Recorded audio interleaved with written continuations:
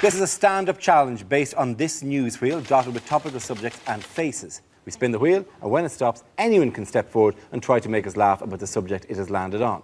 If I judge that a person has got a big enough laugh, he or she is safe and gets to sit down again. The first team to have all its players sitting down at the desk wins the round. So here goes. Let's spin the wheel.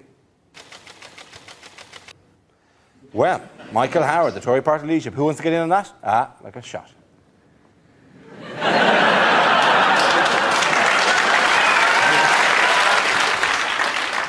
Hello. It's all right. I'm not going to hurt you.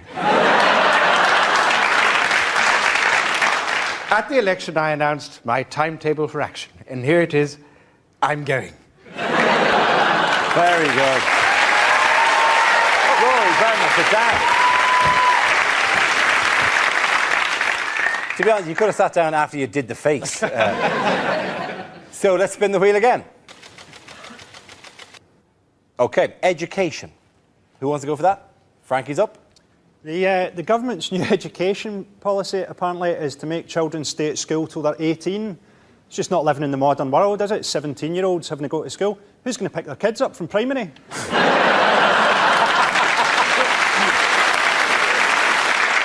The Catholic Church will get a big thing this week. They say they don't want sex education in schools because that's like giving the kids pornography, as opposed to the traditional Catholic method of educating them, of actually shagging them.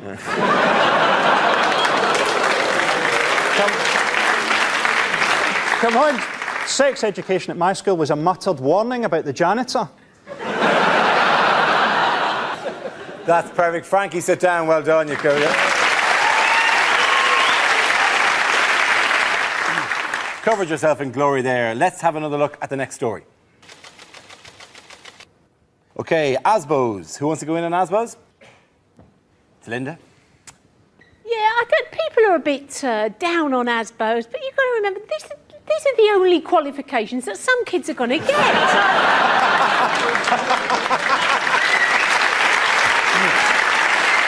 Linda, sit down. Well done. What's our next topic? OK, ID cards. Who wants to come in on that? Jeremy. Well, these are interesting because the defenders of ID cards say, well, we already have to carry lots of ID. You need to establish your identity in order to establish your entitlement to enter certain leisure centres or to claim benefit or to establish your entitlement to enter certain buildings. But this new card will establish your entitlement to go outside. And people say, well, they were a good idea because we had them in the Second World War. But in the Second World War, it was just a piece of cardboard that said, this is Mr. Wilkins, he's not a German spy. This will be this digitised, magnetised thing that says, this is Mr. Wilkins, he may not be a German spy, but he's got a genetic heart defect, his sister's against GM crops, and he took a video late back to Blockbuster in 1997. Jeremy, please sit down. So, it's a tie-break situation. I'm going to spin the wheel one more time. I want the two remaining players, that's Hugh and John, to give me something on that one topic. You both get a go of it, and the audience essentially decides. So, let's spin the wheel. OK, the nation's health. Apparently, it's very important to stay healthy to have 5 portions of fruit a day. I do that. I have half a packet of Starburst. The Tories are very big on MRSA, which I found a bit surprising. I reckon most of them thought it was the way a posh man would pronounce the lead singer of the Smiths.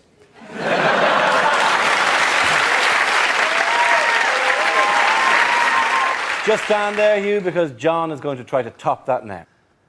There is absolutely no need to worry about Britain's health because, as we've all learnt, Jamie Oliver is going to save us all. And if Jamie Oliver has only taught me one thing, and he has, it's this, that an unhealthy lifestyle is like a homing pigeon. Yes, it's a lot of fun at the time, but one day it will track you down and it will kill you. Very good. I'm going to give it to John, so John and his team are the winners. OK, the topic is work.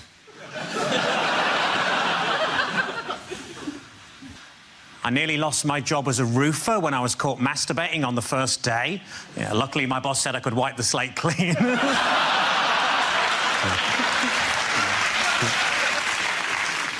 I used to work at Waterstones. One day, a guy came in asking if we had any audiobooks with subtitles. I thought, hang on, that's a book.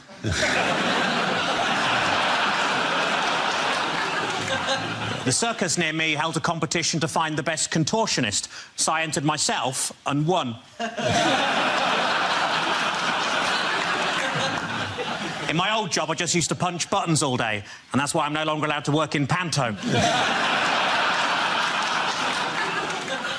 I've got 2 lawyers working for me at the minute. One's pro bono, and the other thinks he's a right pretentious twat.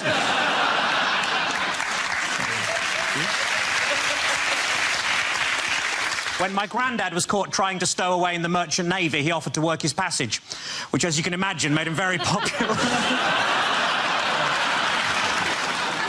I hate people who phone me up just to complain about the weather, which is why I lost my job at Mountain Rescue. I was at a station the other day that had a piano on the platform, so I had a little tinkle on it, which saved me 30 pence.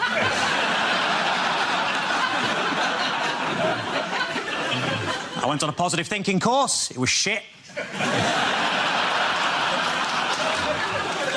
I bought a Microsoft Advent calendar. If you open too many windows at once, they all shut again for no bloody reason. Thank you. Well done. Very good. And in points for both of you. Well done. Come on, sit back in. And the first subject is identity. Who wants to come in with that? Josh. I had to sign for a parcel recently. That's got a lot more difficult, hasn't it? Yeah, it used to be simple, didn't it, when you get a pen and a piece of card? Now you're given this kind of digital screen and plastic stick. And all you can do is some kind of zigzag up and down line. That bears no relation to any signature that has ever existed ever. Is that your signature? No! It's like the mark of Zorro. Is anyone checking this at the post office going, I've got bad news? Zorro is back. And he's signing for every parcel in the United Kingdom. I struggle filling in these forms. I filled in the census last year. My favourite question was on the final page. The question said, please fill in the details of anyone that doesn't live with you but stayed over on the night of March the 23rd. That's going to be very awkward if you've just had a one-night stand, isn't it? Just good morning, a few questions. What is your occupation? Well, I don't know. Well, I'm telling the government, actually, yeah. It's not the kind of thing you just drop in, just go, morning, do you take sugar in your tea? Also, would you describe yourself as Caucasian? Thank you very much, Josh. OK, let's see what the next subject is. And it's nationality. Who wants to give me that? Catherine. Hello. I'm of mixed heritage, actually. I talk like a Canadian, but I tolerate my partner's drinking like an Irish girl. I travel a lot, from London to Ireland, and anyone who's flown Heathrow to Cork knows that on your way to the plane, they have signs reminding you how many chances you've got left to get drunk. Yeah, they're like 6 licensed shops, 2 shops, 1 shop. It's like, what? Before I board an aircraft filled with wine to get to the land of Guinness? And the final shop is right at the gate. And in that shop, there's a sign that says, no ID, no sale. And I'm like, this is an international airport. How about no ID? How'd you get on the plane? It is in the boarding lounge, If a terrorist manages to sneak through levels of security at the world's busiest international airport, give him a pint. Thank you very much, Catherine. OK, that leaves us with Milton. Let's see what you've been left with, Milton. Let's spin the wheel. Transport is the topic.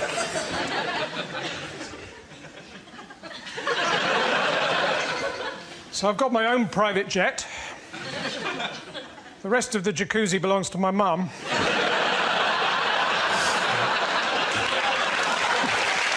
Right. if you've got a sat-nav, don't put the name of the company you're visiting into it. I tried to take some mayonnaise back the other day. I ended up in Helmand Province.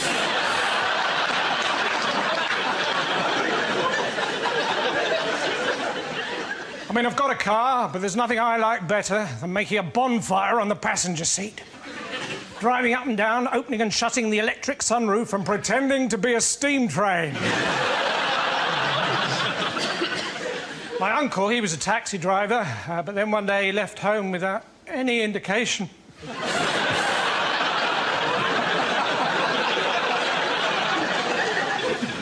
So recently, I was fell walking in the Lake District. Well, it's not quite true. Recently, I fell walking in the Lake District. I was going to tell someone, but the pillar box was full of sugar puffs. Thank you very much, Milton. OK, getting that round. Prize Adrian. Go on, get back up. First subject is climate change. Use it like a shot. The problem with climate is that we're ruining the environment. You know, every year we destroy an area of rainforest the size of Belgium. Why not just destroy Belgium? No one would mind. We're desperate to find an alternative to oil. Wind is one, but what worries me about wind power is that if you cover Britain with 400,000 wind turbines, right, on a windy day, what's to stop the whole country taking off? like an enormous hovercraft and heading for France. That is European unification by the back door. Very good, Hugh. Hugh, sit down. Congratulations. Very good. So, let's have another topic. Live 8. Rory's coming in like a shot. This is Live 8 this week. Bob Geldof's big thing was to persuade people to go to Edinburgh by boat. Right. Okay, because the first 20 miles are easy. The rest you're going to carry the boat on your shoulders. They're trying to get a million people up to Edinburgh. Elton John's not going. He's sending flowers. And it's a whole G8 Live 8 thing where the world's richest 8 nations get to meet the world's 8 richest rock stars. Rory, well done. Sit down. Let's have another topic. OK, reality TV. Who wants to get in? Me. Oh, hang on. Just a second, though.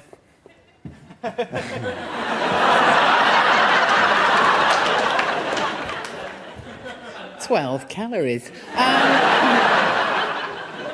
Well, you probably realise that the 487th series of Big Brother has just started. Problem to me with Big Brother is that when someone gets voted out of the house, they don't actually have a sniper up in a tree with one bullet, just to see how they do. Now, I actually applied for Celebrity Love Island, but...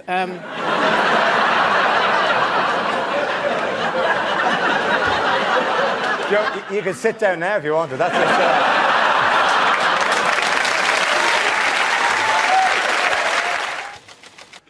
Travel. Who wants to come in that? I'll do it. Chris has. The most dangerous roads in the whole of the world are British motorways. That is my sincere belief. Not because of the speed, because you can't get up speed on the British motorway because you're stuck behind a dick in a caravan. Do you know, I found this out. 1 in 5 families in this country goes caravanning. Why? What makes a family who don't get on in a normal-sized house believe that squeezing themselves into a tin for a fortnight is going to improve matters? It's such a self-deluding activity, which for me is symbolised by that. You know that 5-foot-long wing mirror, the attachable wing mirror the dad puts on the car? Well, I have to see what's behind me. It's of paramount importance that at all moments I can see what is behind me. Oh, for goodness sake, just paste a picture of a traffic jam on there, because that's what's behind you. You don't need to look to see what's behind you. It's there because you are. So the government, they're boring, right? The motorways are boring, and the government puts up those signs to stop us falling asleep, saying, TARDIS can kill, take a break. But the thing is, we're not surprised by those signs anymore, so they don't really work. I think they have to keep changing them. I think they should change those signs to keep us on our toes. Change them to ones that say, déjà vu can kill, take a break, and then one exactly the same, half a mile.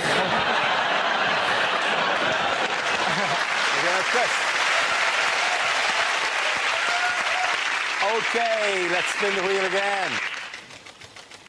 Our next topic is politics. Who wants to come in on that? Any persons? So, we have a Liberal-Conservative coalition.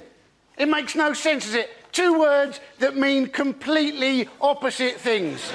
It would be like having the Whig-Baldy coalition or having voted for the no-swearing arse party.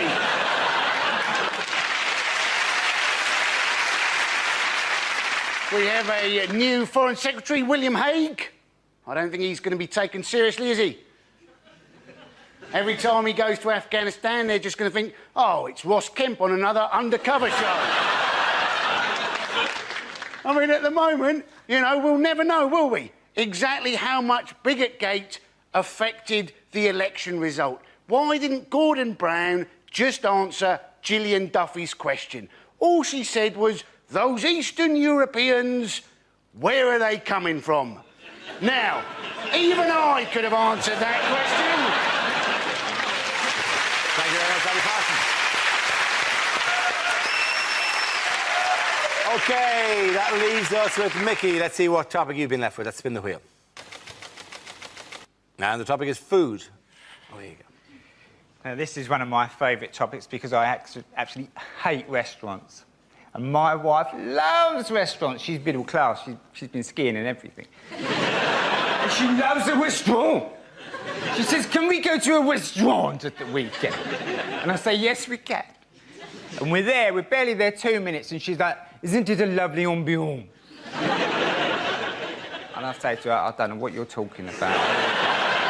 I've worked out what an ambiance is. It's a night out about poor people, isn't it, basically? It's people with a few quid to say, can we just have one night out about the poor people turning up? You know what they're like. They'll be banging spoons together, singing My Man's a Dustman, creating an atmosphere. We want an ambiance. So we try and enjoy the ambiance.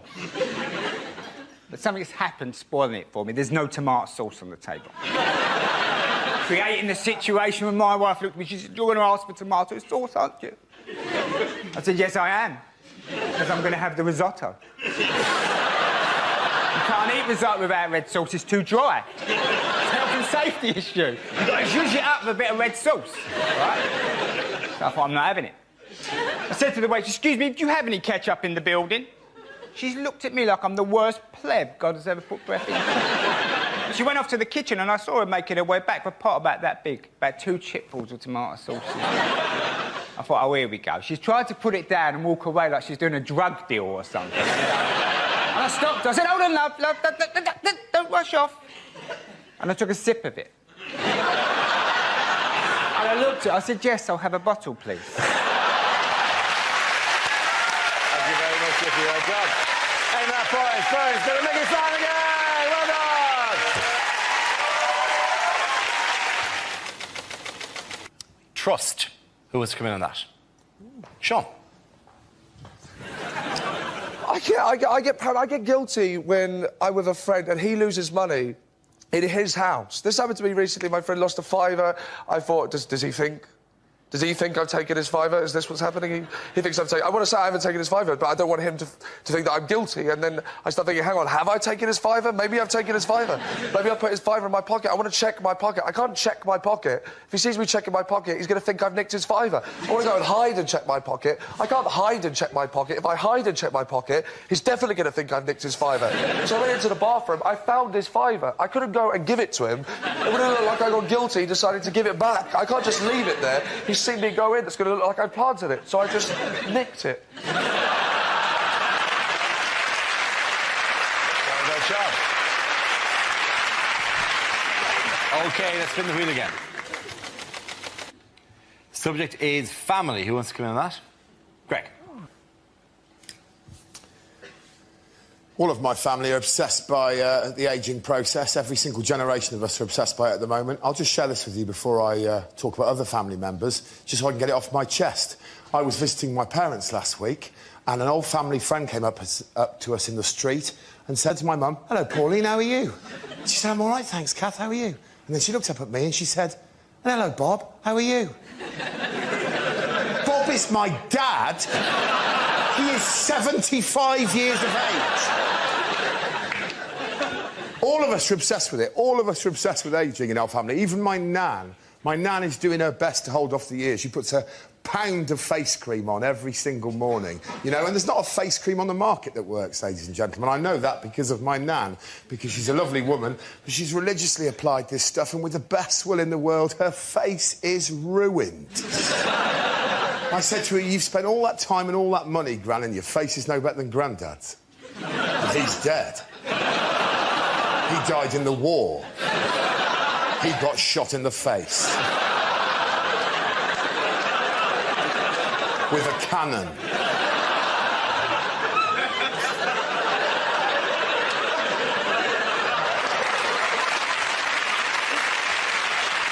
OK. That leaves you with Milton. Let's see what you've been after. Let's spin the wheel. And the subject is travel.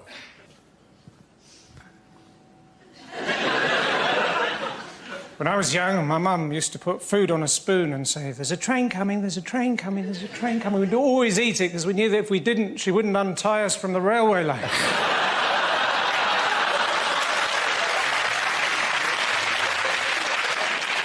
I tried to get here by train today. They said, today there's a bus replacement service. So I gave them a tin of pineapple chunks. I said, what's that? I said, that's my money replacement service. I didn't have any money because her friend nicked my fiver.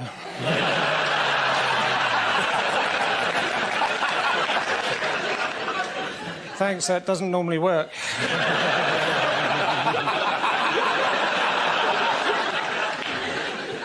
Anyway, I managed to borrow a car and I parked it up in Bus Lane.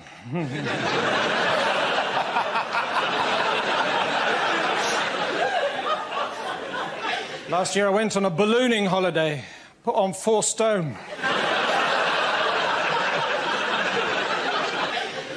The other day I bought one of those off-road vehicles. 3,000 quid, got it home, found out it was a canoe.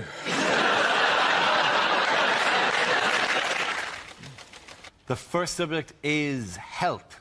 Going to volunteer. Frankie. Part of the side effect of the smoking ban in Scotland is that every pub, no matter how terrible or horrible, now has tables and chairs outside it. Basically, Glasgow looks like Paris after a nuclear war. People say there's no such way as a good way to die, and those people have never heard the phrase drug-fueled sex heart attack. There's a great case in Scotland at the minute. A guy had a sex change, and he had everything chopped off. And then he decided that he wanted to change back. And they wouldn't let him. So he went to the European Court, and they said, OK, you can change back. Now he's changed his mind again. Wants to stay as he is. Typical woman.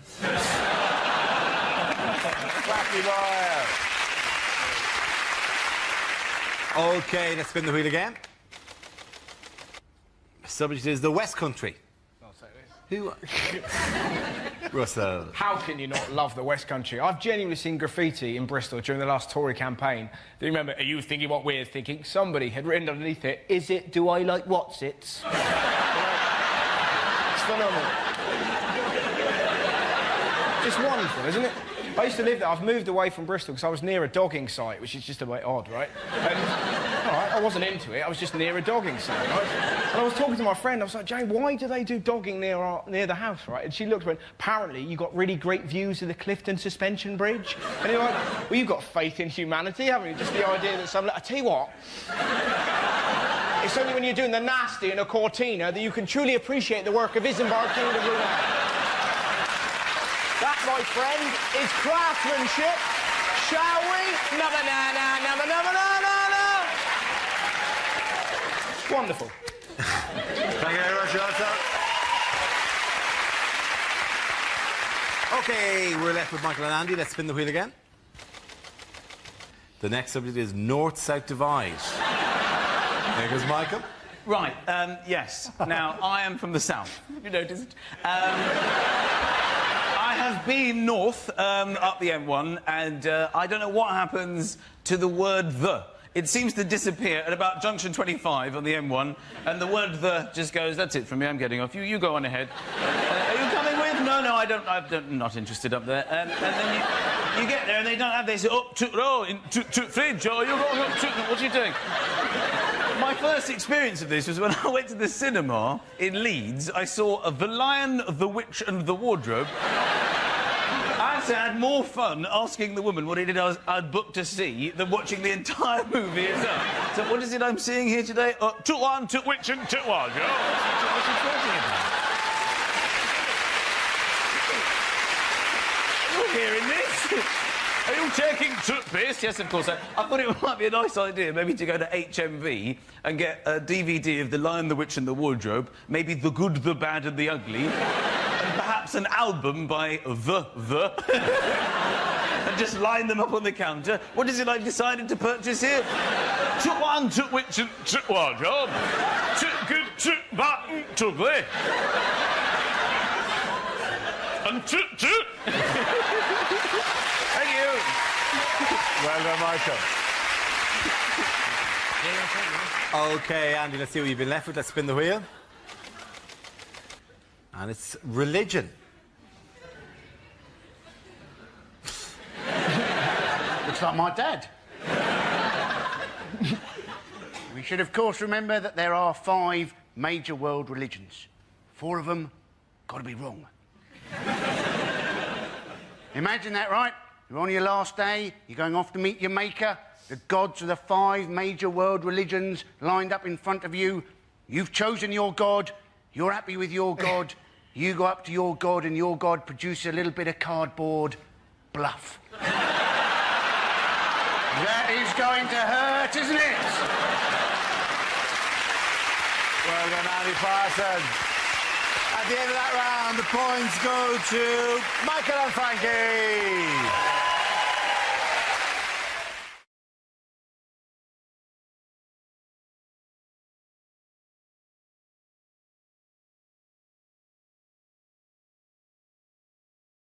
Now we play a round called 4 Horsemen of the Apocalypse. This game involves Lucy, Greg, Andy and Russell, so if you could make your way to the performance area, please. This is where we test our performers' stand-up skills. We spin our news generator, it settles on a topic, and anyone can volunteer jokes about the chosen subject. The winners are the people I judge to produce the funniest stuff. That is just against nature. OK, here we go. Let's spin the wheel. OK, the first topic is Britain. Who wants to come in on that? Yes, I love Britain. Do you? Kind of. I think Britain's amazing, but I think we're quite hard on ourselves. Like, if you go to America and you do shows, they always get this thing where you go on stage in America, like in Chicago, and you say, "Oh, so what's Chicago like?" And they go nuts. They go, "Woo, yeah, Chicago, woo, woo, woo," for about a day. And then you come back over to Britain and you go to somewhere like Birmingham and you say, "Oh, so what's Birmingham like?" And they all go, "Oh, it's a bit shit." I live in London, in Britain. I live in Kentish Town, which is lovely because it is actually like a Kentish town. Unfortunately, the town in Kent it's like is Maidstone, which is crap. North London's quite posh, though, because there's a hairdresser's near us, which is called the Elysian Fields Hairdressers. Oh, it's where heroic hair goes to die. Where I used to live in South London, the hairdresser was called "We're going to cut you, slag."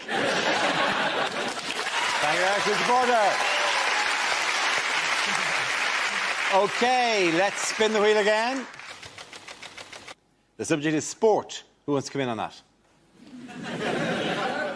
So, hey, Freddie Flintoff, how drunk would he have been on Monday night? That's all I've got on that one. We have got a great new British hope for our sport, though. Laura Robson, Britain's tennis, 15 years old, both her parents Australian. We don't mind immigration when they've got a bit of talent. We object to people sneaking into Britain on a rubber dinghy unless they can do it really bloody quickly. Thank you very much, Andy Parsons.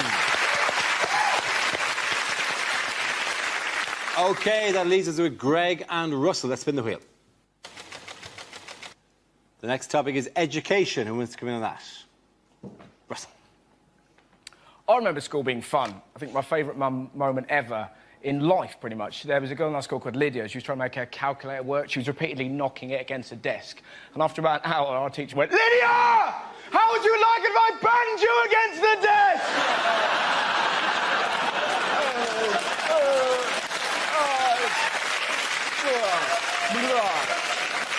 It's the greatest day of school. But now it's more sinister, isn't it? Like, they're now talking about teaching 5-year-olds sex education. Of course, people are very angry. It's disgusting! It's too much! Like, calm down. Not going to teach them technique. Right, this is how I like to do it, kids. That's right. Kids aren't going to run home, put dolls around a toy car and go, "Look, Mum, they're dogging, they're dogging."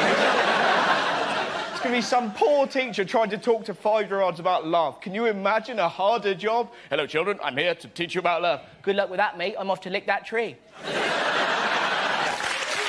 Thank you very much. Russell. OK, Greg, let's see what topic you've been left with. Let's spin the wheel. And the topic is the human body. I have to tell you that being a tall man in this country is tedious, ladies and gentlemen. Tedious, because in small towns throughout the country, there are a series of jokes prepared by the locals on our behalf. I'll be walking innocently into a local pub or down the street, and I'll get several jokes. One of the jokes might be this. Just to give you an example of the level we're talking about. Another joke might be, "What's the weather like up there?" It's freezing. There's a massive climate change in this amount of space here. You toothless buffoon. And probably the most offensive example of this is genuine. I was at a cash point, and there was a little old woman in front of me at the cash point tapping away with her claws. And I'm sorry, I'm just quite angry about this. And when she'd finished, bless her heart, she turned around, and she hadn't seen me. She turned around and she went like this. "Oh!" Maybe not that sexually. She said, "Oh!" And then with no hint of irony at all, she asked me this question. "Would you like a job at my house, changing light bulbs?"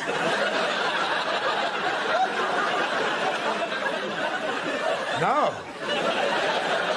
No, old woman. I have plans of my own. Now, get out of the way of the cash point. 20 minutes is long enough for you to have worked out that that's a Tesco club card. Thank you very much, Greg. At the end of that round, the points go to Greg and Lucy.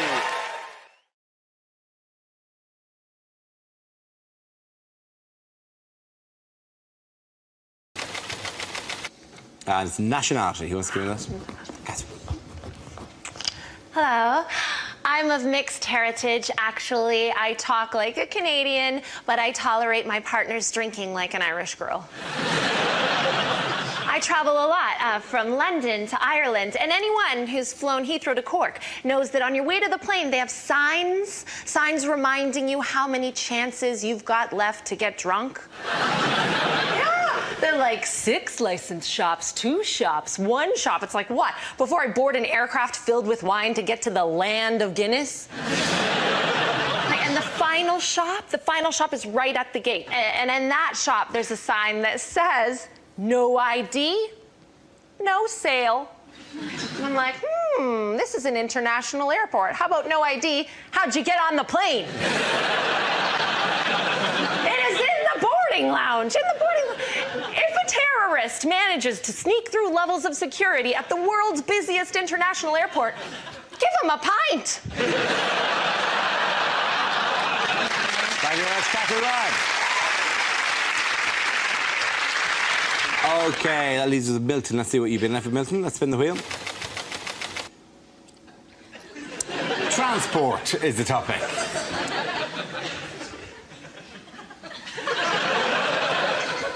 So I've got my own private jet. The rest of the jacuzzi belongs to my mum.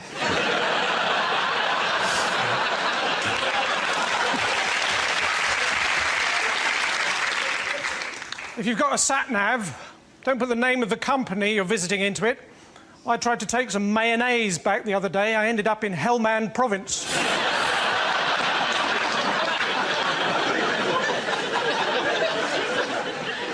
mean, I've got a car, but there's nothing I like better than making a bonfire on the passenger seat. Driving up and down, opening and shutting the electric sunroof and pretending to be a steam train. My uncle, he was a taxi driver, but then one day he left home without any indication.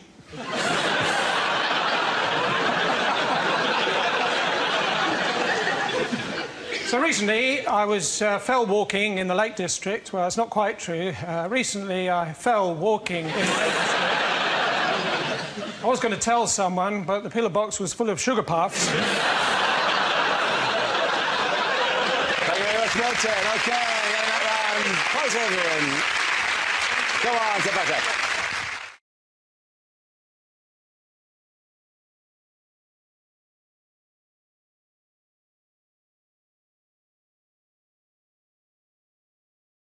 Commercials that never made it to air. Trouble with your nerves? Don't move to Salisbury.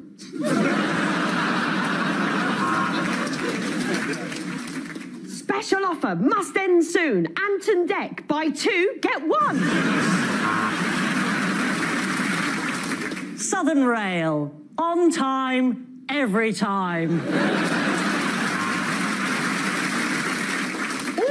My husband died in the night. He was wearing his favourite kilt and he had this lovely fudge and he passed away and now I've got no husband. Real Scottish widows.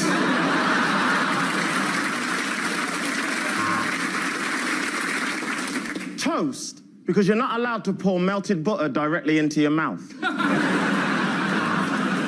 Toblerone, for those friends you remember right at the last second.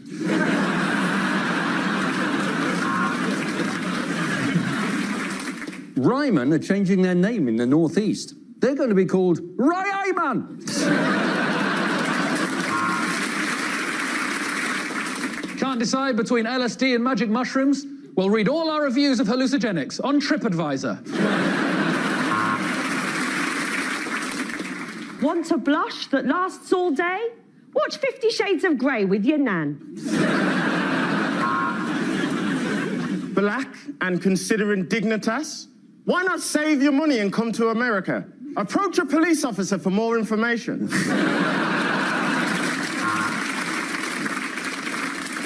Ever wanted to eat a novelty-sized pencil eraser? Try halloumi. And now the homemade pizza that's so easy anyone can do it. Pizza piss.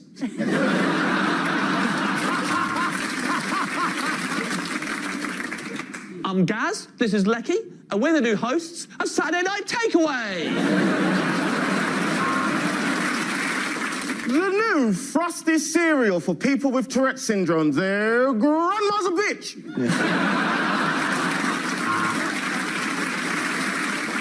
We're not just making people redundant, we're making M&S people redundant. Ladies, feel more confident with Tenor Lady. You're in safe hands.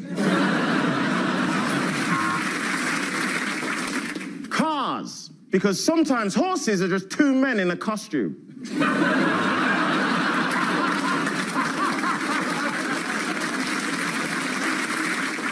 Heavy periods, wombs, other women's things. Right, now the men aren't listening. The revolution starts at dawn. Hi, I'm Kevin Bacon. Please kill me.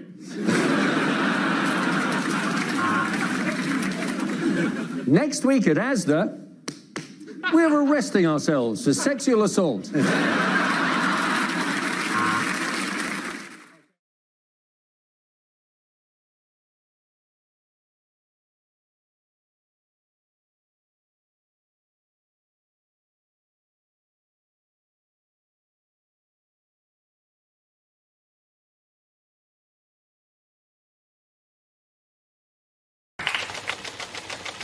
The next topic is teaching. Who wants to come in on that? Greg. I was a teacher for many, many years, ladies and gentlemen, and I knew the day I had to leave teaching, it was simple because a very clear sign was given to me that I should leave the profession by a child, because a child walked into my lesson 20 minutes late. I was a very strict teacher. I was livid. yeah? I was almost as mad as if that child had been running in the school corridor, right? I thought, I am having this little bastard. I am having this. So I gave him my most ruthless teacher stare when he walked in, something like... Maybe not that sexually aggressive, but... It wasn't. That would work. That would work, though, wouldn't it? They wouldn't be late again then, would they? Oh, dear. Where have you been? No, it wasn't right. I was furious. I went, oh, really? Oh, really? And I could see that child didn't give a shit, right? And I thought, oh, no, this is the end of my teaching career. And I went, where have you been? And he went, yeah, sorry, sir. I went, really? Are you? Well, where the hell have you been for 20 minutes? And I promise you, that child looked me in the face and went, yeah, sorry, sir, I've been living la vida loca. What can you say to that? I said, fair enough, sit down. Anyone who quotes Ricky Martin at me, ladies and gentlemen, is a friend for life. Well done, Greg.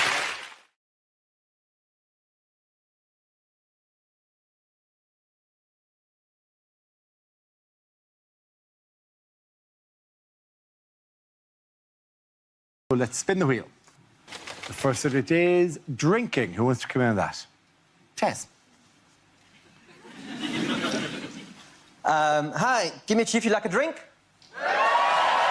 Cool, I don't drink because I'm not an infidel.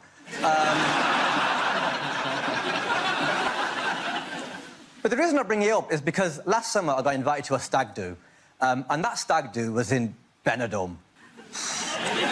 Thing is, the whole time I was in Benidorm, because I genuinely don't drink, I was a bit like, you know that guy who goes to Alton Towers, but he just holds the bags and the coats when everyone else goes on the rides?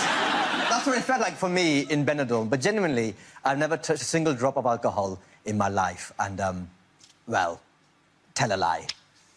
There might have been this one time in Benidorm. So I'm out with the lads, it's a stag do, I'm stagging it, textbook, just having a great time. And I came back to our table, and there's glasses on there filled with clear liquid.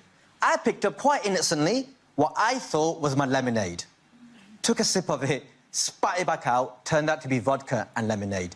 And I'd never drunk before, so the vodka, it really burnt my mouth. And I felt awful, because I'd just broken one of the major rules in my religion for the very first time. Hashtag a big deal. At that moment, I just took a step back and honestly, genuinely, hand on heart, just really, really wished that I hadn't smoked so much weed before I left the hotel.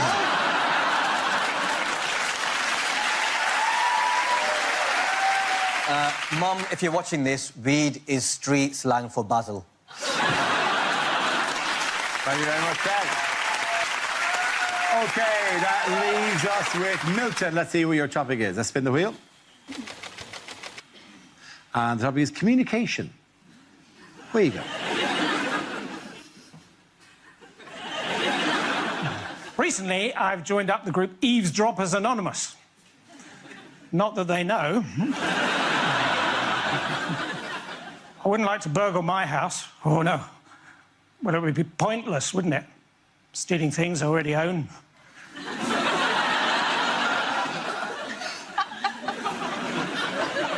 Missiles? Missiles?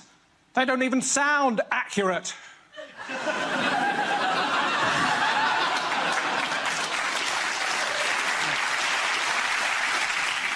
If your name is Andre, don't end your texts with a kiss.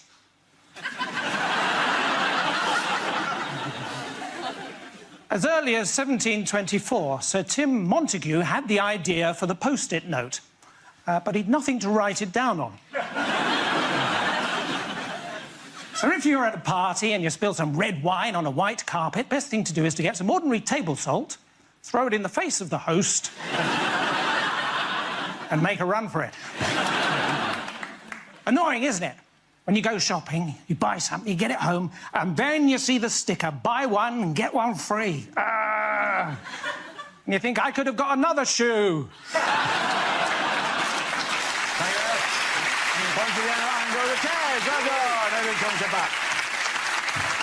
OK, here we go. Let's spin the wheel. And the first subject is courage. Reese. I'm a very courageous person. Like the other day, I was walking home from a night out and I got myself a kebab, even though I knew full well that back home I had run out of Gaviscon. Wow.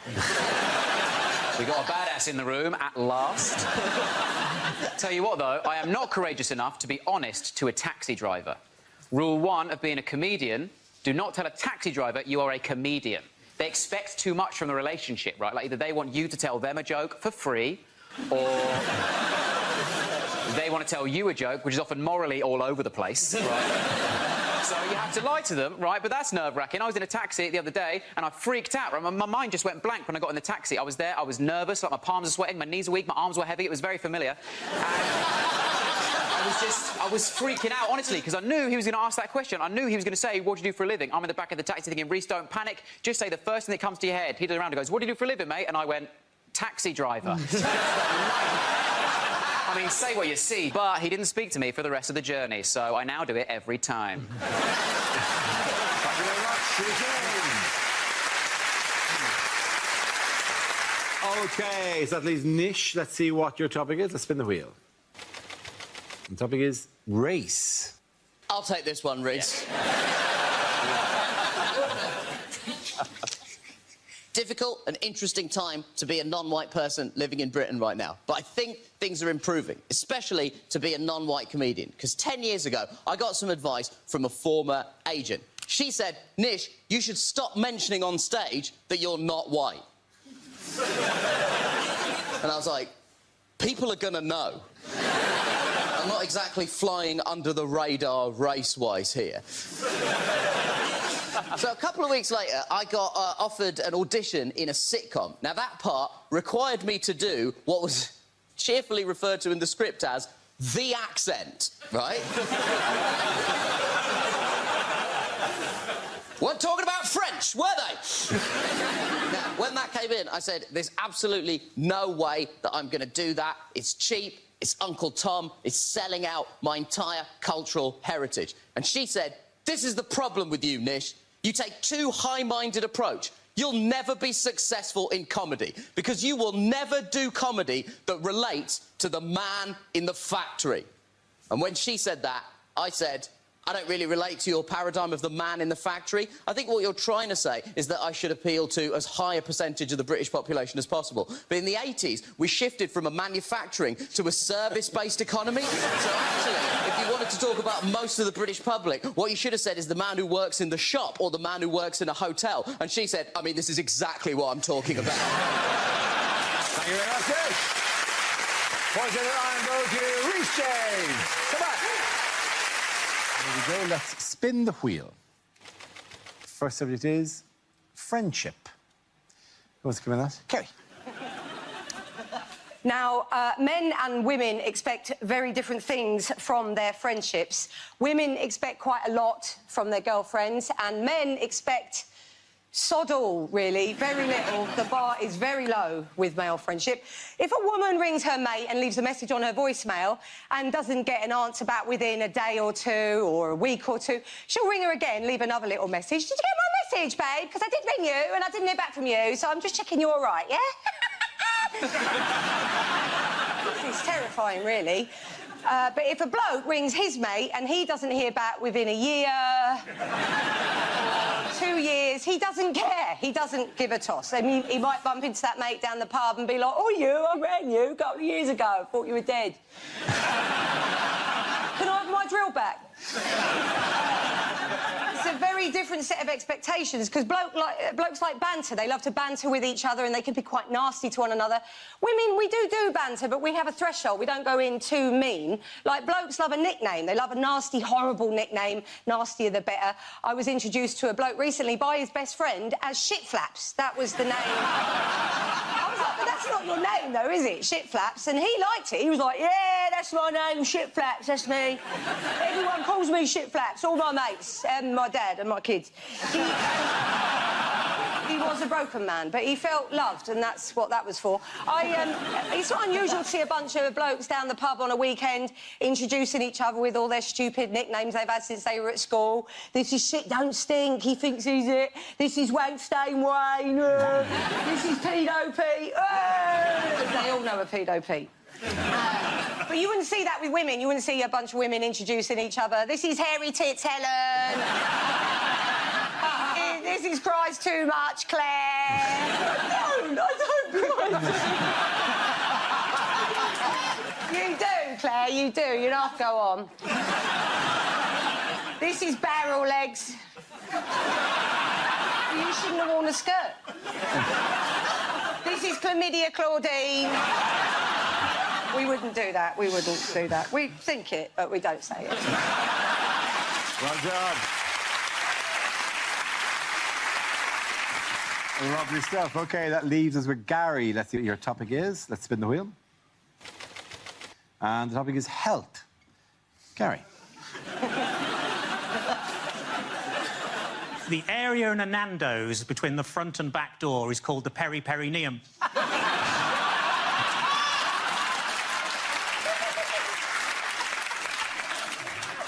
I like to judge my weight by my BMI. As long as I weigh less than a small plane, I think it's fine.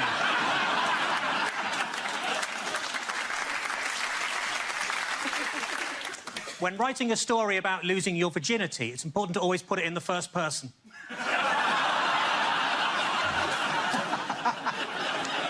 When people die and head towards the light, what they don't realise is they've already been reincarnated as a moth. I can count the number of chainsaw accidents I've had on the fingers of one hand. I tell you what always catches my eye, short people with umbrellas. So the other day, I was doing the hoovering in my pants, and I thought to myself, how do my bollocks get this dusty?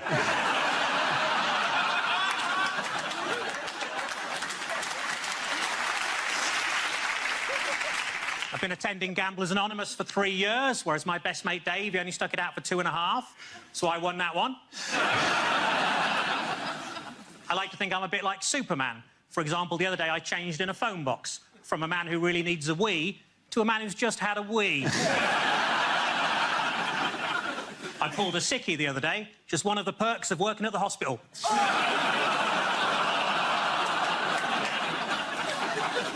The other day, my girlfriend and I had great make-up sex. Well, I say that, she was out and I stuck her lipstick up my arse.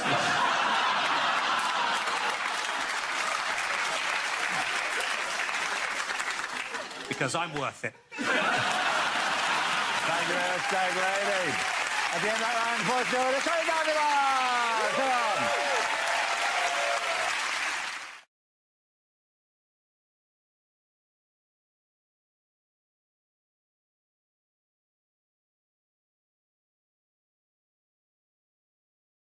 Why will Sir Ranulph Fiennes not be at home for Christmas? He'll be dead. He'll be dead in the snow.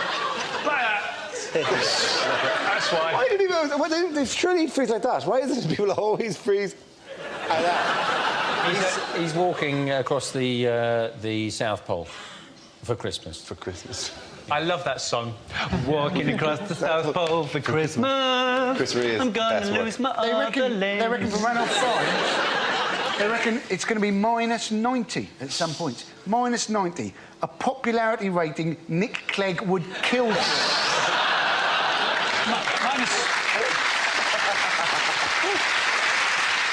He said it's the most hostile environment on Earth, but he's clearly never been in a Wetherspoons at breakfast time.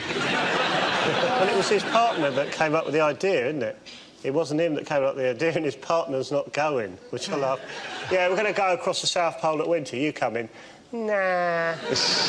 Now, you go. I'll watch from here. His partner said it's because he would miss out on his pension.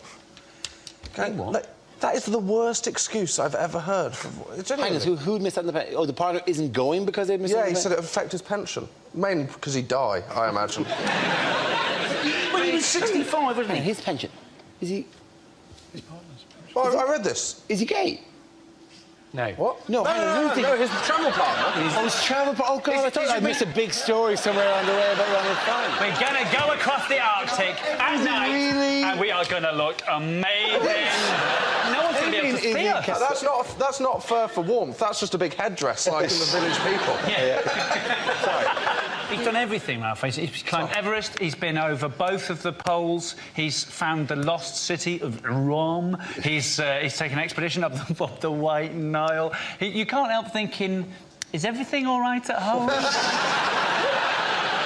What are you running from? What are you running away from?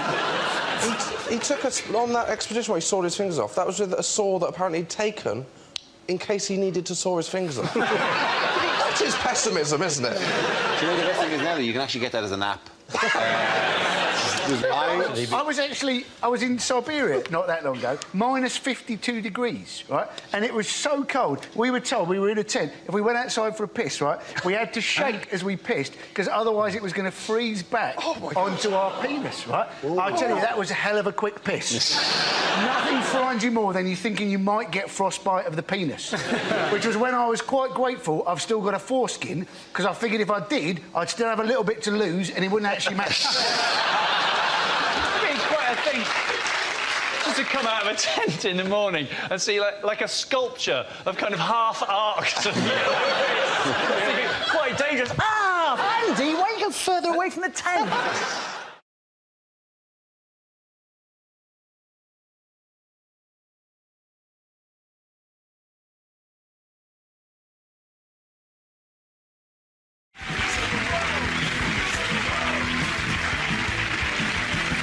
We start with a round call. If this is the answer, what is the question? On the board are 6 categories. Matt, which category would you like?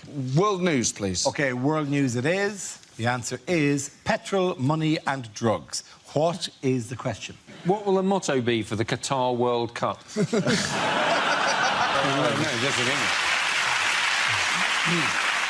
Yes, the question I was looking for is what items are at risk of running out in Greece after Sunday's crucial vote on the EU's bailout terms. This is news as 61% of the Greek population voted against accepting the strict austerity measures proposed by the EU. There's now a real risk that the country will run out of money, fuel and medicine. So what does it all mean for Greece? It's ridiculous now. The whole thing is just going on. It is like a soap opera. And I don't watch the Eurozone crisis now day to day. I wait till Sunday and I watch the omnibus edition. This thing of just referring to the Greek exit as Grexit, it just is like, are you in that much of a hurry that you couldn't say a third syllable? If the British exit happens, it's going to be called Brexit. It sounds like a cheap form of Lego, or what the Greek Prime Minister does every time he meets Angela Merkel. Let's kick off with a round called Inside the Mind of. With the G8 conference fast approaching, we clamber inside the mind of the American president.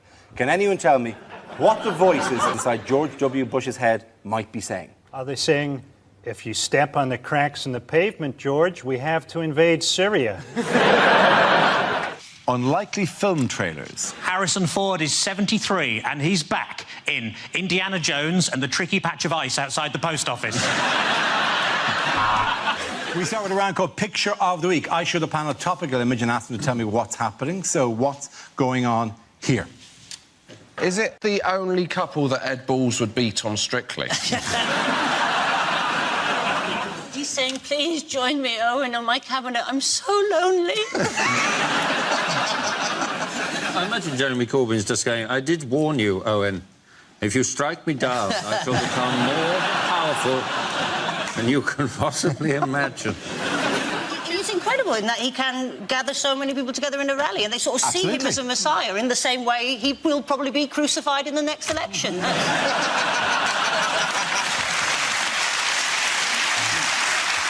Chancellor George Osborne ahead of the Conservative Party conference this week. A recent survey has put him well ahead of his rivals to succeed David Cameron as the party leader. It's exciting to know that this has already started.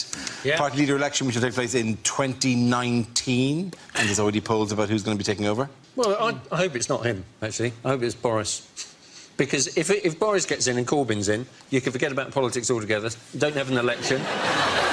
Have no election at all and just settle it all with a bicycle race.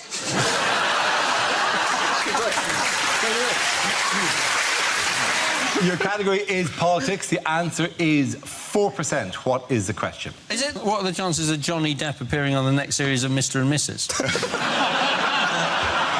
Is it how much of the old Top Gear audience has Chris Evans held on to? Including that. Clarkson's in. Is it by 2017 what proportion of celebrities will still be alive? I know. Ooh, we're not the one killing them. Right? Here's a picture of Leader of the Opposition, David Cameron. But what does TLEC stand for? Is it Tories launch exfoliating cream? Where would you put it? Or is it the Top Man launch Eton collection? Or is it just simply Tosser leading everyone to catastrophe?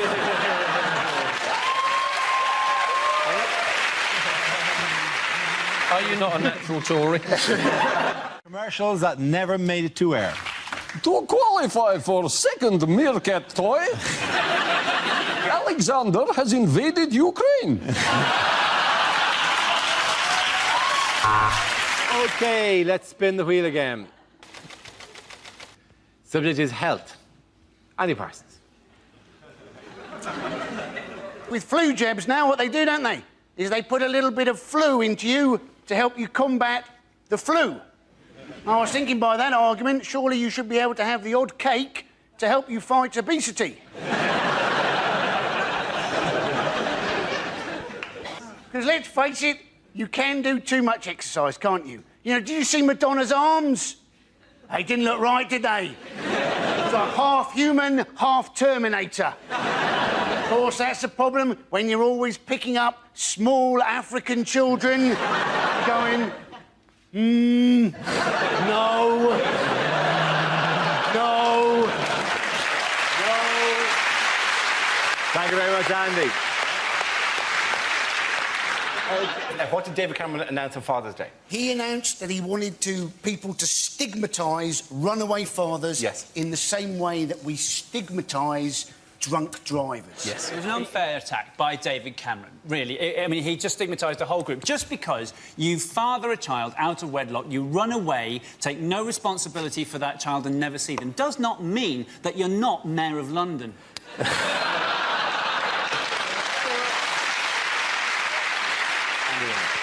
This is a picture of the victorious German football team celebrating their World Cup win in the dressing room with Chancellor Angela Merkel.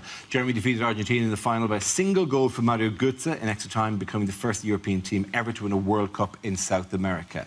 Were you shouting for anyone or not for anyone? Or most English people were shouting for Germany, which is a first, really, isn't it? I didn't mind who won. I just, it was a good game, but I found it very difficult just watching as an England fan because it all gone so wrong for England. And I bet if you're watching in 4 years' time on Dave, we're still shit, aren't we?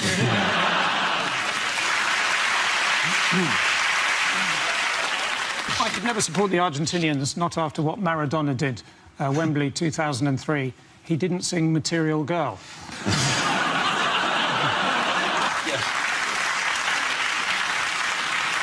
The one I loved, the guy I loved being there was Putin, because he was there because they're hosting the next one, isn't it? Yes. And every country that hosts it is desperate to win. And he must have been looking at that final thinking, the only way that Russia are going to win is if we invade Germany. Putin sitting next to Blatter was the finest photograph in the history of democracy. How do you win your elections? Oh, I never run against anyone. Me neither. High five! High five! The death of Brazilian football. That's what they'd witnessed. Oh, yeah. Not funny, but that was interesting. Well, you say that. It was kind of funny. There was because a few weeks ago I was talking about the head, you know, the way they were overemphasising the pretty women in the crowd type shots all the time, and I said, and I on the show called for more shots of children crying. And then when they posted, there's that one of a small boy just blubbing his eye, and he's pushing his glasses out of his face, and he's got a Coca-Cola can, which is beautiful branding, absolutely spectacular branding, and he's weeping into it. And I got sent that image 4,000 or 5,000 times on Twitter in the minute after it was posted with the words "Happy now." Yes. Yes, I was. I went through. Welcome. Which category would you like? Home news. Home news it is. The category is home news. The answer is 12 days. What is the question? How long is Andy Murray gonna party after his won Wimbledon? We'd like to believe so. Is Andy Murray stupidly about to post his gold medals? Where is Andy Murray? Andy Murray is in Dunblane in Scotland. This is his homecoming after winning the US Open, which was a surprise to me, as I had no idea he played golf. Andy Murray, a man who actually came along to our studios, didn't he? Yes, indeed he did. Came along after he'd lost Wimbledon. Yep. And then after we'd all taken the piss out of him, Yep. he went off and he won the Olympics and he won the US Open. Yes. I think all sports people who are struggling should come into the audience of the show. Let's get Paula Radcliffe, Philip Sidowu, Nick Clegg.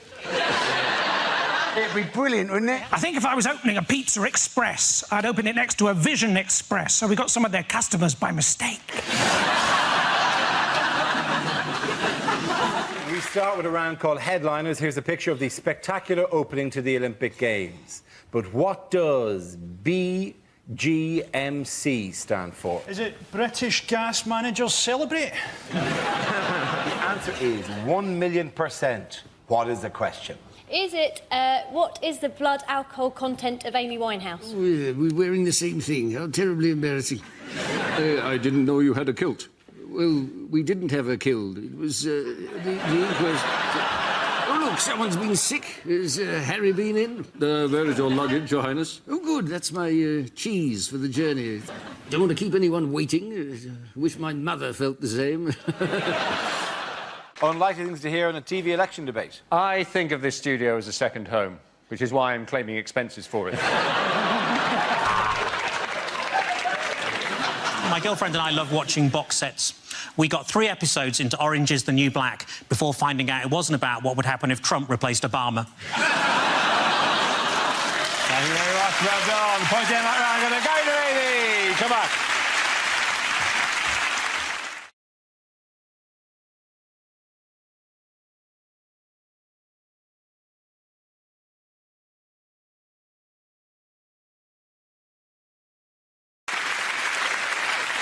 Our next round is called Headliners. Here's a picture of centre court at Wimbledon.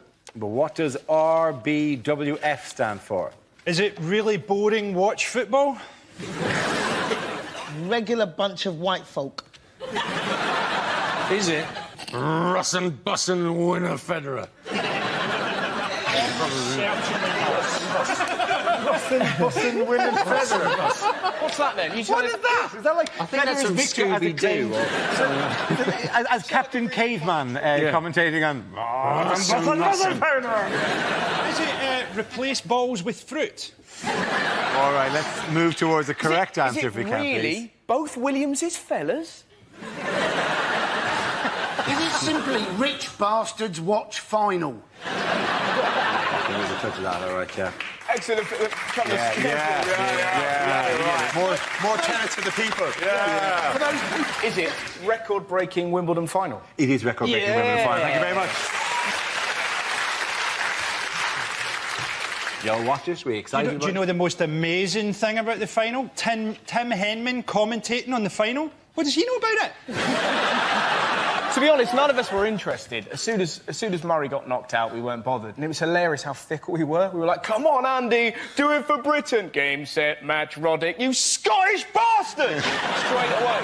Andy Murray, I think, is, like we've got to admit, is a brilliant British number 1. Yes. We're not taking anything away from him, but let's not forget the British number 2 is actually Adrian Chiles. And the number 3 is just the concept of disappointment. For many years, there wasn't a British number 1. It just started at 2. Did you see the other British guys that got knocked out in the first round? Some of those guys turned up with snooker cues. I mean, you're right, Frankie, because I, in fact, had 2 weeks at the David Lloyd Tennis Centre, and I'm now Britain's number 6. It's not just Britain that's bad, though. What happened to the lesbians? They used to dominate Wimbledon. Where are they now? Yeah. Well, I really miss that smell of pipe smoke in the ladies' locker room. What I like about Andy Murray, right, is he's like beyond Scottish. He's like almost translucent. He's like a living porridge. Sometimes Sometimes the sun would strike him in a certain way and he'd cast a rainbow against the scoreboards. No wonder people couldn't beat him. They couldn't see him. It must have been like playing Predator or something.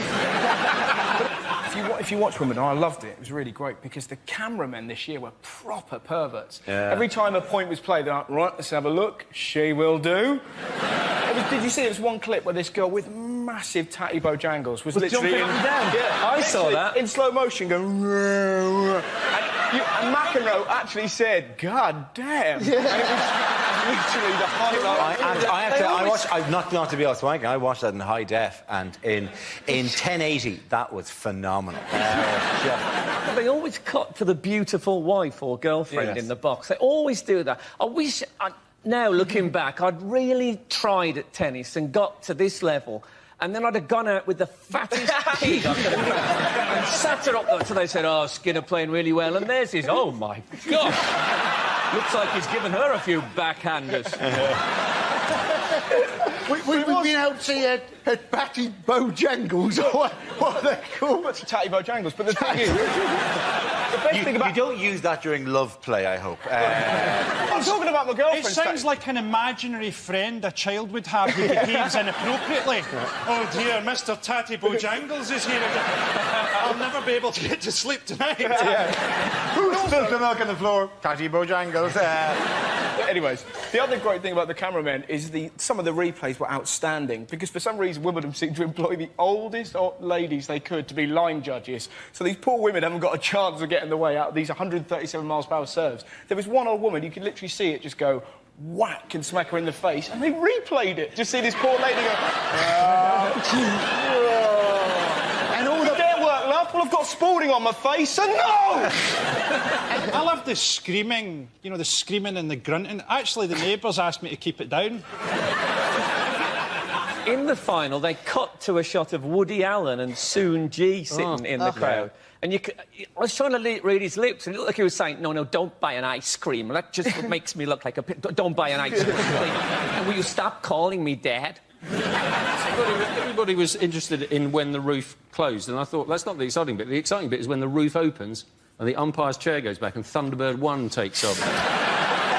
Well, that was the thing, wasn't it? They said the roof would stop moments like Cliff Richard singing because it was raining. You think, that's a lot of expense to go to stop Cliff Richard singing. You can get a gun in Brixton for 60 quid. What I love about Wimbledon in general, it's the only sport that has its own fruit. You know, strawberries. Imagine doing that at Millwall. Lovely game. Guava? What is the grunting about? I'd like to see them doing it in, like, the snooker or something. Yeah.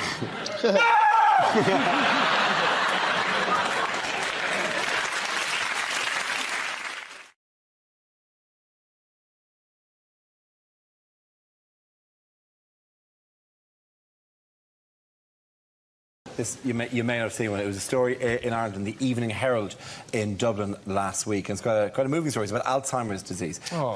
It was, yeah. And the story basically was being a big head may be good for you. Scientists found that large-headed individuals with Alzheimer's have better memory and thinking skills than sufferers with small heads. All of which is quite interesting. You see, next paragraph I found difficult to take. People with larger than average heads, like comedians,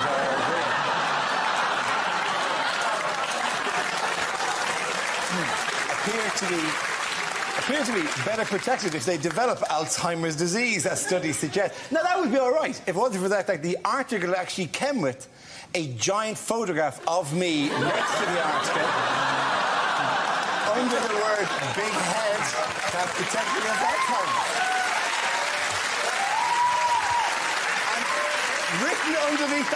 Written underneath that was extra large : report is good news for Dara O'Brien. No, it's not. It's not good news because I suddenly realised I've got a big head apparently. What do you mean you've suddenly realised? What do you mean you suddenly realised? Dara, protect us from the Alzheimer's. Back in Canada, I did some modelling. It was for medical. It was for penile dysfunction. It was a before and after picture.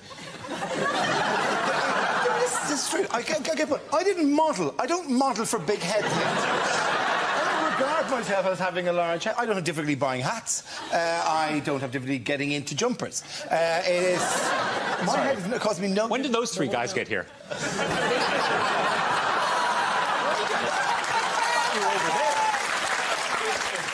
To be fair, a big head doesn't normally cause the owner a problem. It causes the owner's mother a problem. How do you think? And you do look... Have you ever seen Dora? It's smaller than my hips, for God's sake. Your head is smaller than your hips. What kind of shape are you? You're a peanut. Of course my head is smaller than my hips. Dora, but it's... Is Dora, your look head at me. not smaller than your hips? No! Dora, look at me. Oh, you're weird. Yeah. Look at me. I'm going to take you to a hall of mirrors and show you how you should look. It's going to be kid from Mars. See, look at that. It's fine. Your head is absolutely enormous. In fact, on a normal-sized head, that would be a full head of hair. But the good thing is... Are you not staying in my house tonight? When Dora opens an umbrella, it's like one of them little cocktail rooms. To put in context how big it is, Dara, it has its own gravitational field. It's pulled in an entire planet behind it.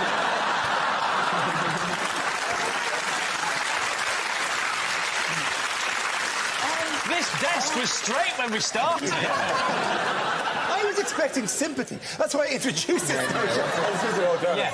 What I did was I said something about... I revealed a weakness in front of 6 comedians, and I thought, there's a group that'll help me through this.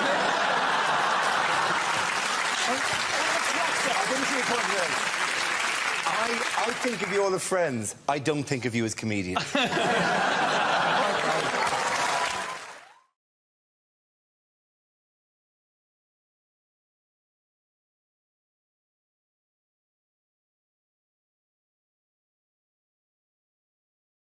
Unlikely things to hear in hospital. We need a drip. Somebody get me Michael Gove.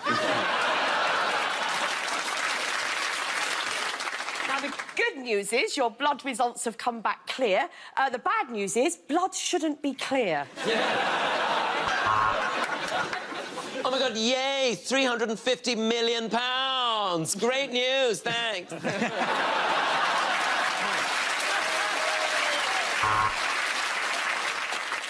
Time of death, Pims o'clock.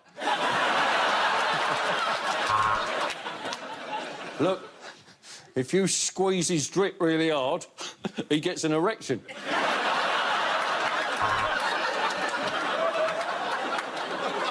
I'm a junior doctor, and I get paid enough.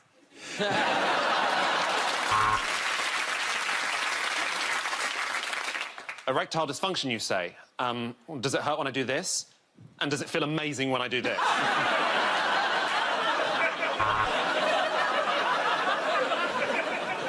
Now, you have pneumonia. Would you like to keep that or gamble for the big prize? I remember when my dick looked that young. I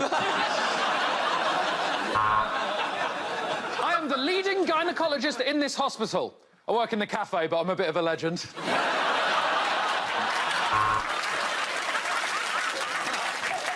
Would anybody like a hand? I've just found a hand.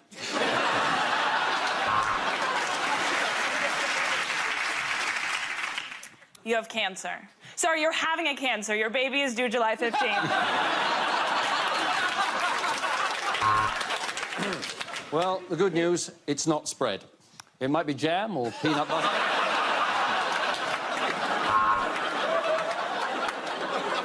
I see you. I see you. No, can you tell me the way to the ICU? We've had a look at your X-ray, and what we've found might alarm you. There's a big skeleton living in your body. Yes, I think it's a curvature of the upper spine, but it's just a hunch.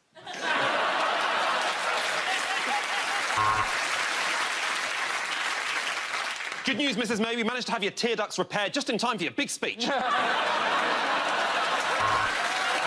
and now the point to the Tom Organist.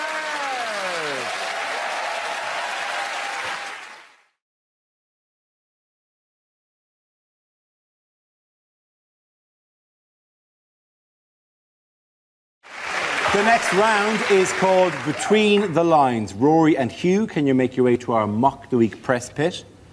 In this round, one player takes the role of a famous person making a speech, while the other says what they really mean. Rory, you are George W. Bush making his TV address to the nation. Hugh, tell us what he's really saying.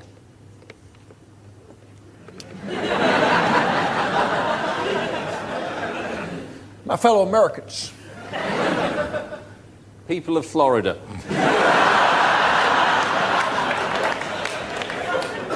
2 years ago, I declared that hostilities in Iraq were over.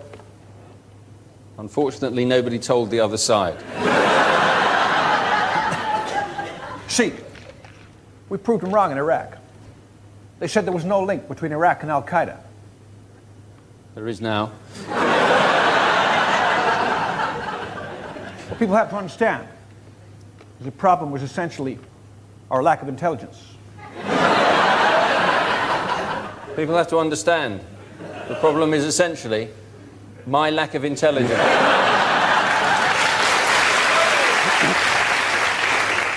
See, problem is people keep putting words in my mouth. Imagine what it would be like if they didn't.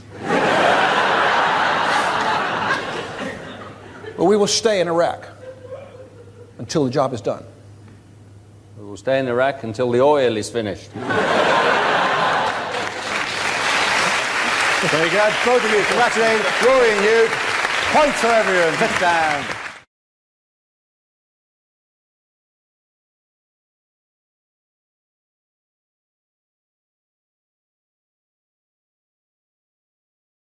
Things you wouldn't hear on a TV cookery show.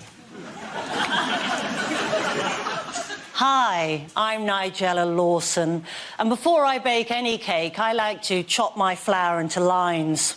You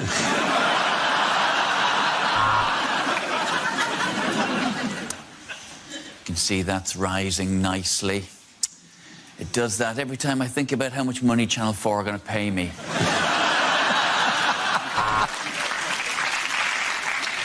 Hello and welcome to Can't Cook, Won't Cook. Today we won't be making anything. Goodbye. Coming up next on Saturday Kitchen, whatever we want, because we know you're too hungover to change the channel.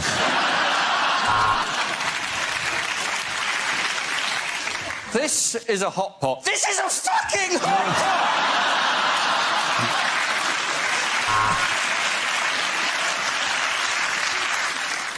So, if you want to bone a chicken, what you need to do, take it on a couple of dates, and then invite it back, put on some romantic music, and let nature take its course. There is a bit of a problem on this week's food and drink. I've finished all of it.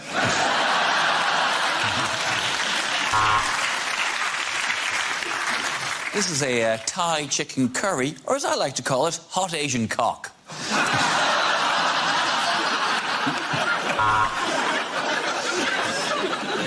OK, Sam, let's see what you've brought in your bag of ingredients. It is a pint of wine and a large Malteser.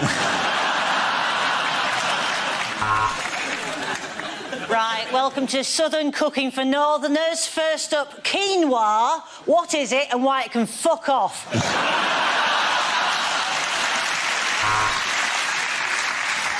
Well, if you're going to pop it in, don't forget to cover it first. I didn't, and that's why I'm making paternity payments. Hello, I'm Greg Wallace, and this series of MasterChef, we won't be using plates. We'll just be eating off my shiny, shiny head. Hello, it's Nigella Lawson here again. I'm just going to say the word spatchcock for no reason. Spatchcock.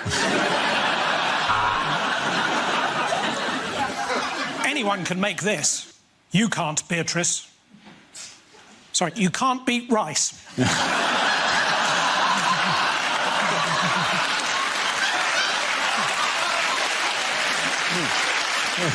just all go home. Yeah, let's just go home. Welcome. Welcome to Great Indian Bake Off. I'm Paul Bollywood.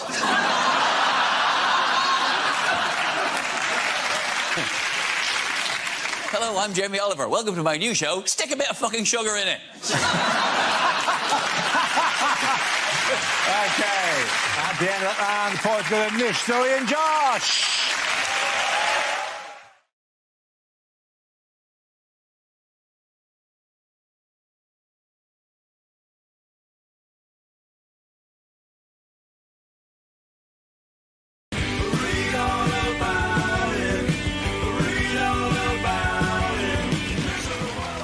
And it's the internet. Who wants to go with that? Joe. The internet. You know when you buy things on Amazon and they have recommendations? You know, like the person who purchased this also purchased this. I was thinking I would like to hack into Amazon and put up my own recommendations. So, like, the customer who purchased My Story by Danny Minogue also purchased A Length of Rope and a Wobbly Chair.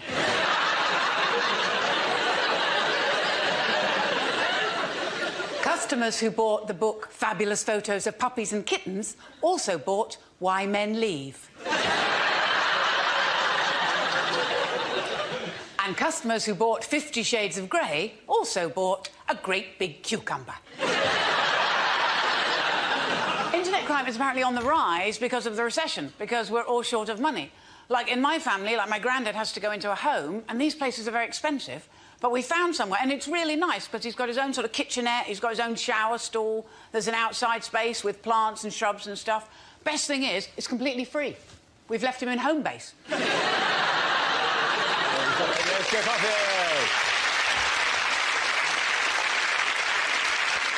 OK, that leaves us with Gary. Let's see what topic you've been left with. Spin the wheel. And the topic is family. Family. Okay.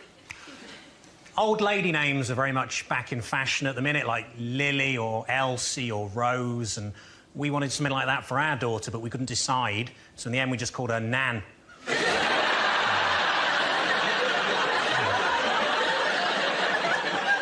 I told her she'll grow into it. I remember one time my uncle asked me to spell Schadenfreude and I couldn't, but he's dead now and I'm not, so I win.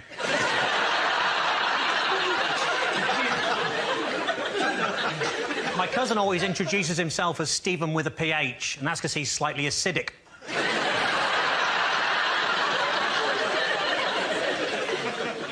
My married friends would always tell me there's someone out there for everyone, and I'd think, wow, she must be a right slag. Knock, knock, who's there? Grandad. Shit, stop the funeral.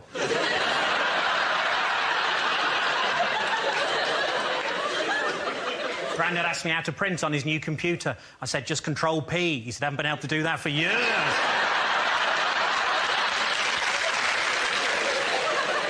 As a child, I was always told that if I touched myself down there, God was watching. But it turned out it was just Uncle Peter. Thank you. Read all about it. Read all about it. Mr. World. Point to the right, we're going to go to the lady. Come on, back.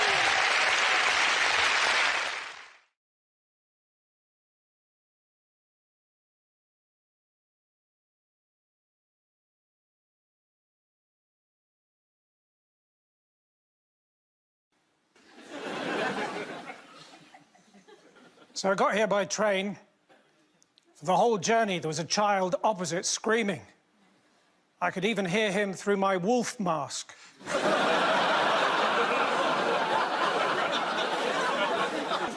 But it was a quiet carriage and people were getting annoyed, so in the end, we both stopped howling. Then a stewardess got on the train. She looked at me and said, "Do you mind if I do my makeup on the train?" I said, well, it's still going to look like a train, isn't it?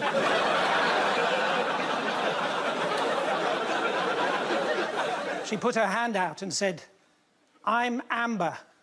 I said, yes, I think you've overdone the makeup. Anyway, one thing led to another, and, well, I'm going to skip a bit now.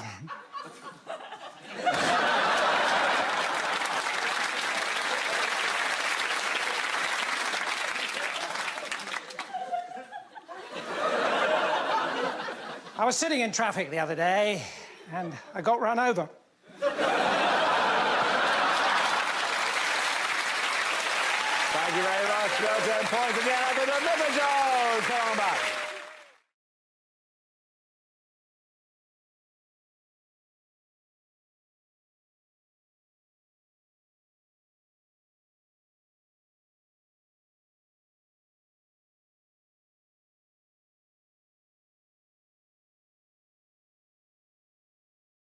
Tasneem Aslam, spokesman for the Pakistani Foreign Ministry, the actual quote she said was, "Anyone who describes Islam as a religion as intolerant encourages violence," which is really having it both ways, to be honest. There's a Qatari Muslim scholar who's called, in answer to this, called for a day of anger, which I think is not a day of action, or a day of anger. What is it will really take it out of you if you have to spend the whole day just in a mood? You know?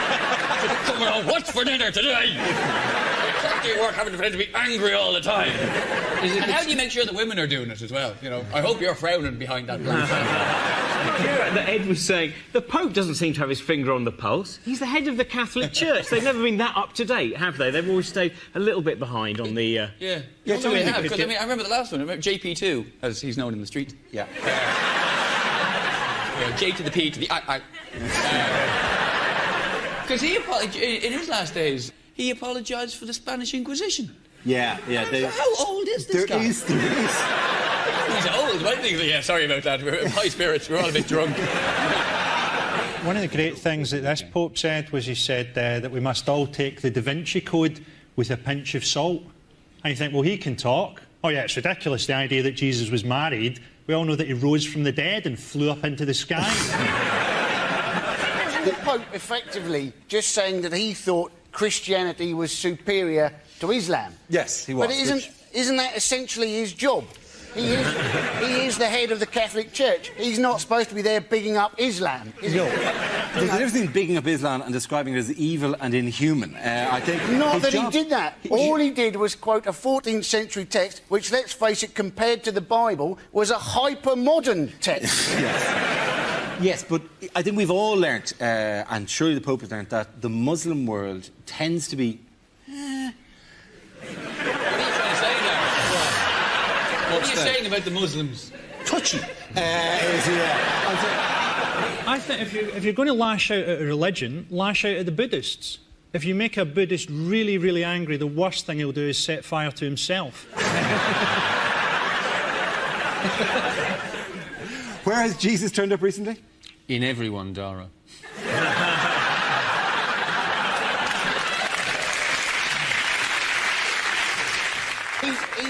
He's turned up on MySpace, hasn't he? He has turned up on MySpace, He's got his own little page on MySpace now, and it's something along the lines of, you know, you've got to try and spot where you might be able to see Jesus, isn't it? And there's this big picture of, like, a pint glass with his face on it, and you're supposed to be...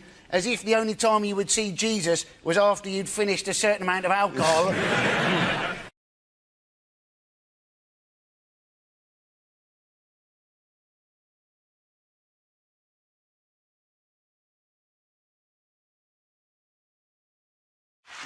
We start with a round called If This Is the Answer, What Is the Question? On the board are 6 categories. Nish, which category would you like? I'll go for politics, Dara, because I'm a clever boy. You go on, Swat. OK.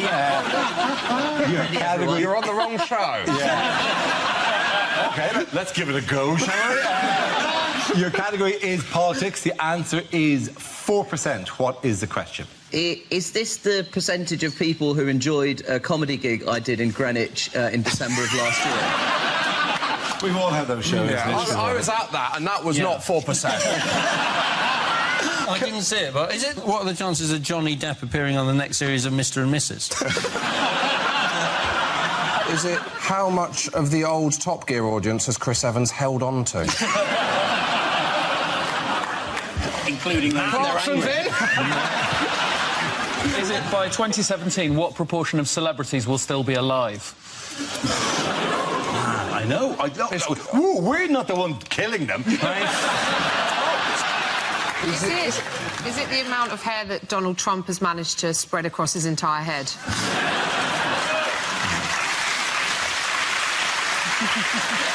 What are Sepp Blatter's chances of going to heaven? Is it, despite claiming it's my favourite book, how much have I read of Nelson Mandela's Long Walk to Freedom? Nothing against Nelson Mandela, but he kind of gave away the ending in the title. It's kind of... you were left in no doubt during the Long Robin Island bits. You think it should have been called Locked Up? Question mark. Simple. Or Long Walk to Freedom? Is it how deep is your love? That's not deep enough, is it, by the way? Just, No, just speaking for all the ladies, 4% is not deep enough. Julie Nurbridge. Do you know what? I've never learned anything from this show, but there's a first time for anything, isn't there? Is it what was the turnout at the annual conference of the Apathy Society? That's always tricky. They were reportedly very happy. I like the fact that round of applause was really half-assed as well. Is it how much of my foot could I fit into one of Josh Widdicombe's little shoes? We can do it, man! A size 9. Ladies. With 9? Yeah, children, so I don't have to pay VAT on my shoes. I'll have you know those are the exact plimsolls that Nelson Mandela wore on his long walk. Does anyone have the correct answer Yes. for why? Yes. How much of my Sunday paper wasn't about Muhammad Ali?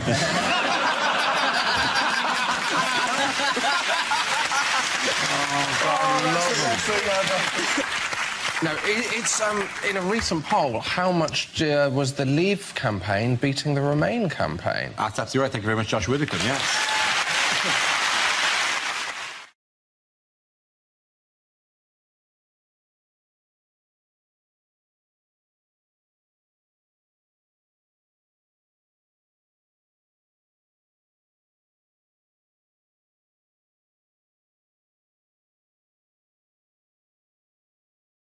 We start with a round called If This Is the Answer, What Is the Question? On the board are 6 categories. Ivo, which category would you like? I would like home news, please, Dara.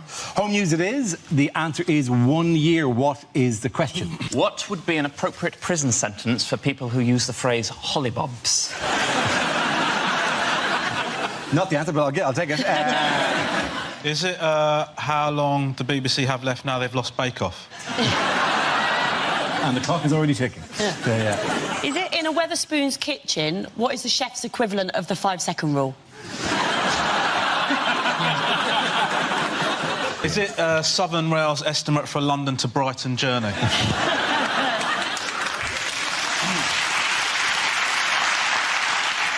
Do people kiss goodbye to their children at a Southern Rail station and go, you look after your mum? Is it, how long does it take to earn £100 if you work at Sports Direct? How long does it take a YouTube clip to buffer at my parents' house? Is it? How long would Charles Manson have gotten in prison if he'd been a promising swimmer? Yeah. Bit of truth. Bit of politics. How long does Jeremy Hunt want junior doctors to work per week?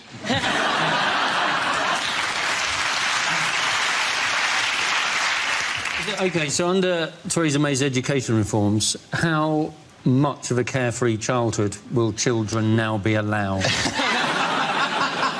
Is it how long would it take to rewatch all of Dara's TV appearances from the last month? Thank you very much. If I make a joke about ISIS in the queue, how long will it take me to get through airport security? OK, is that the correct answer? I think. How long has Jeremy Corbyn been leader of the Labour Party? It is indeed. Thank you very much, Judez. Well done.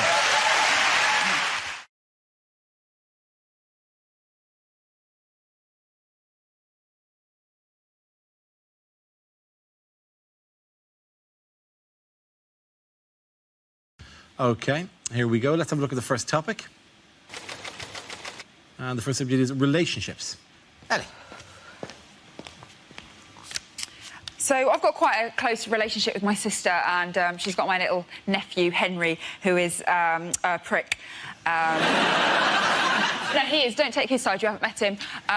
Because before he came along, I was the youngest in the family. I was the baby of the family, which we all know is the socially acceptable way for saying favourite. A role I was born to play until my sister, Slaggy McSlaggerson, got herself knocked up by some dude she had barely been married to for 6 years. Suddenly it was all about her and the baby within. Now, initially, naively, I did actually get quite excited about the pregnancy, because I think especially from, like, a female point of view, you wouldn't be human if you didn't get excited about your sister putting on a lot of weight. had a lot of fun with that. I changed her ringtone to the sound of a large lorry reversing. Just sisterly banter, really. But the banter stopped when the baby came, because suddenly it was all about him. No one paid me any attention anymore.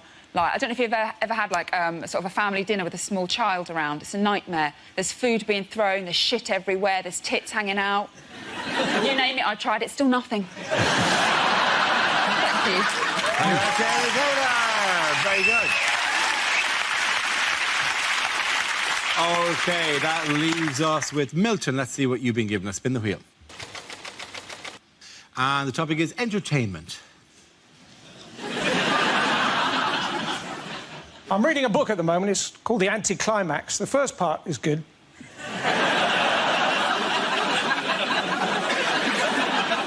I see Rihanna had to cancel a concert because she got salmonella. Ella. I also see that down by the Thames they're making another wheel, this time dedicated to Mary Poppins, called the London Diddle-Diddle-Diddle-Diddle-I.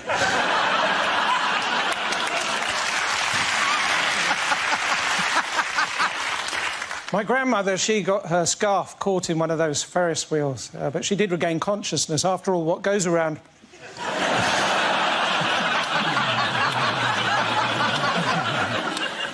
I was in a nativity play once. I was the man who scares the children because he comes into the hall on the wrong day to play badminton.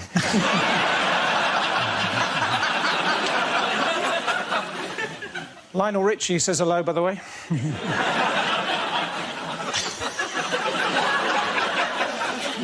The other day, I saw a sheep pole dancing in a kebab shop. Thank you very, very much, OK. Getting that round the point. Let's go back.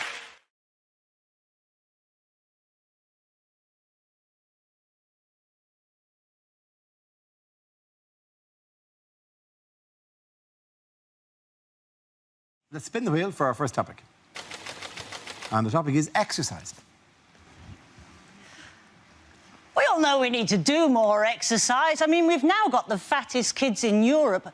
I'm not going to make fun out of obese children. I've learnt not to do that. They will come down on you like a ton of bricks.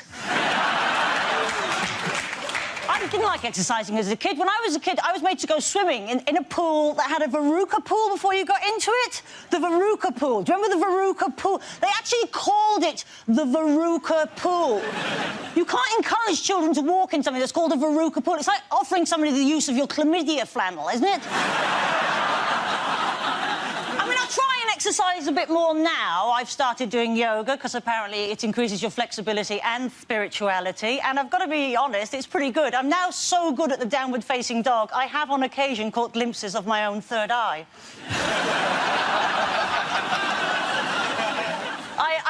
I did a half marathon though a few months ago, which was pretty good. You know, don't be overly impressed, which you're clearly not. But I only finished yesterday, so there's clearly a lot of work to be done. And I did the run for charity, and I know a lot of people are doing things for charity. You can't just exercise now, can you? You've got to do it for a good cause. And I get a lot of those emails. I know we all do. You know, will you sponsor me? Will you sponsor me? I'm like, what are you doing? I'm flip-flopping up Kilimanjaro for diarrhoea. Pogoing across the Arctic for trapped wind. Are you? Don't do that. I mean, the last London Marathon, it cost me an absolute fortune, because I sponsored loads of friends, right? I gave one friend 20 quid because he was doing it for cancer research, another friend 20 quid because he was doing it for heart disease, another one 20 quid because he was doing it for diabetes. In the end, it was actually cheaper for me to join Bupa.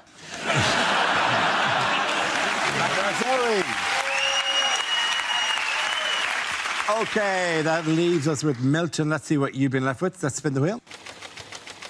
And the subject is work.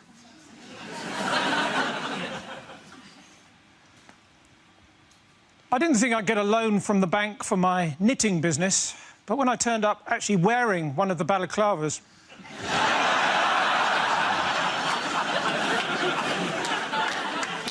I used to be a weatherman. In fact, does anyone want to buy a broken barometer? No pressure.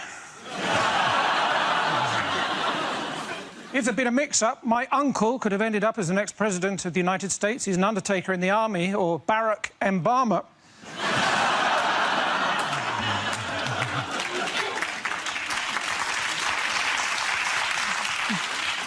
Soldiers, of course, very emotionally repressed. Sometimes you see one of them go into the middle of a parade ground and shout, "Attention!" What he needs is a hug. Well, that's what I thought. My dad, he was a soldier, so, of course, as a family, we were always moving around a lot, because he used to use us for target practice. 6 hours I had to wait in the other day for the electrician until he opened the cupboard under the stairs and I was able to leap out at him. I remember when I was a policeman, I was asked to seal off an area and I went, "Arr!" That's all right, thank you. Well done. Points there for Mr. Jones. Come on back.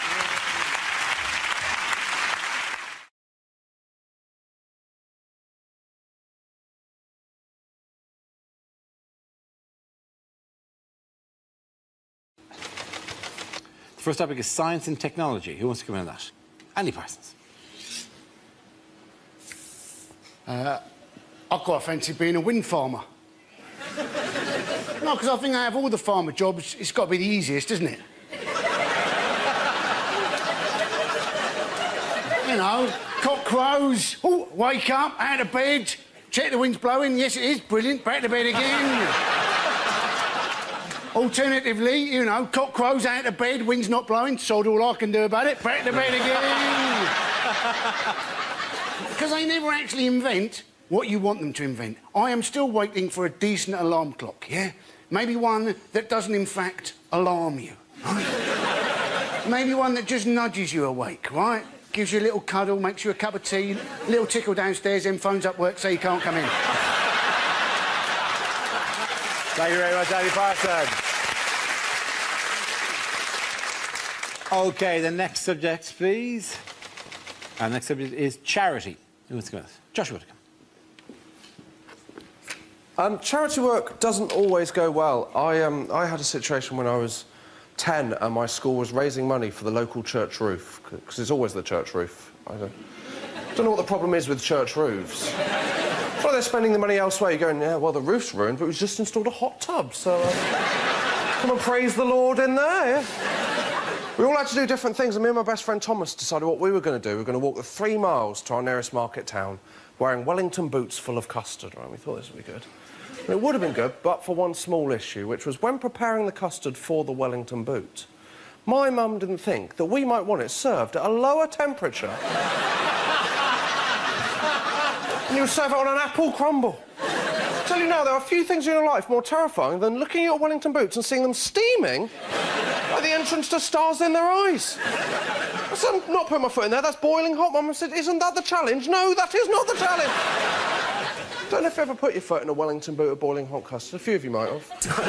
What is it? Similar to a hot bath. With a hot bath, it goes something like this. It goes, that is too hot. With a Wellington boot of boiling hot custard, more like this. That is too hot. And suctioned on. It's like a medieval torture devised by the Chuckle Brothers. Yeah, and this is doubly humiliating because I've had to go in 3 times to break the skin on the custard. Thank you very much, Josh Whittaker. OK, that leaves us with Gary. Let's see what topic you've been left with. Let's spin the wheel. And the topic is education. One time at school, I lost my thesaurus. You know, I couldn't find the words to describe how upset I was.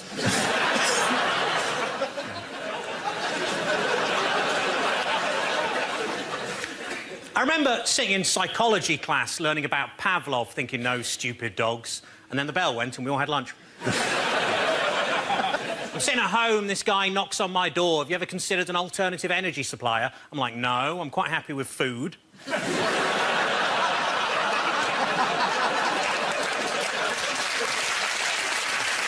It's got to be a tough job going around door to door encouraging people to photosynthesize.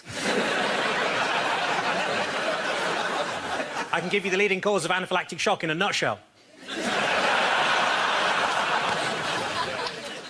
I've got the memory of an elephant. I remember one time I went to the zoo and saw an elephant.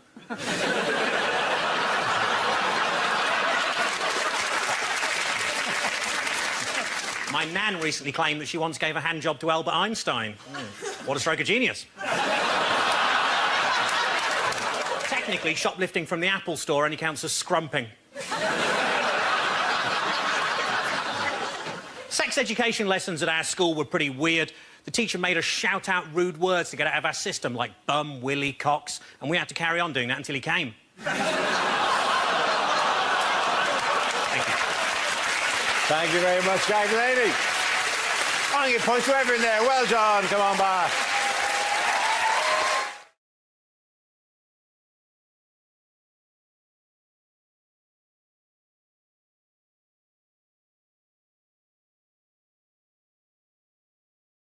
Now we play a round called School of Hard Mocks. This game involves Rob, Andy and Stuart, so if you could make your way to the performance area, please. This round is a stand-up challenge. I launch a wheel of news and wherever it chooses to stop, one of our performers must step forward and talk about that subject. The winner is whoever I think is the funniest. OK, here we go. Let's spin the wheel. The first subject is consumerism. Who wants to come in on that? Andy Parsons.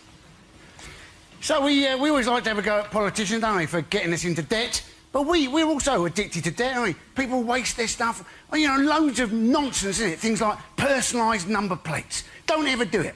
Anybody can get a personalised number plate, yeah? You can change your name by deed poll for a tenner, right? Just change your name to your car registration number.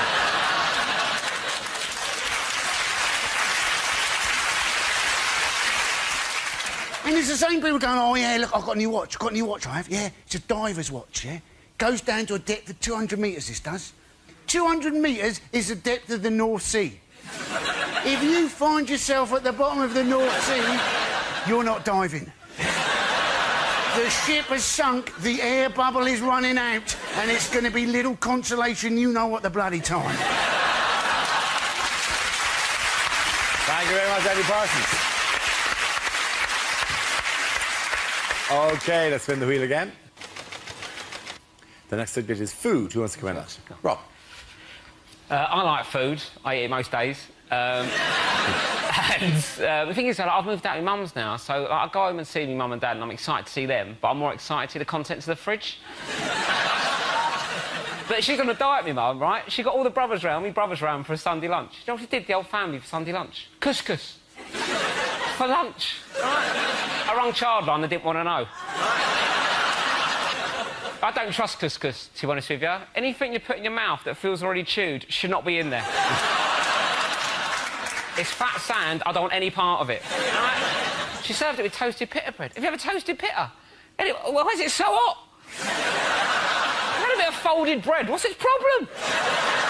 A bit of toast pops out warm and toasty, the pita's on fire. Once you get past the outer cook, I've got the dragon breath inside to deal with. There's only two things in the world hotter than toasted pita bread. One's the sun, yeah? And the other's a cheese and tomato toasted sandwich. What's that prick's problem, right? What's his problem? Do you know what I mean? The cheese, I've not got a problem with the cheese. The tomatoes? They're little slices of lava. I'll put you in a toasted sandwich maker, not Dante's Peak. What are you doing? So you bite into it, anchor onto the slice, you pull the sandwich away, the slice stays, slaps you on the face, burns your face off. 3 days, I had a big red circle like that. I look like a thirsty dog. Well done, Rob. OK, that leaves us with Stuart. Let's see what you've got. Spin the wheel. And the topic is jobs. Where you go. Was my French teacher into golden showers? Oui.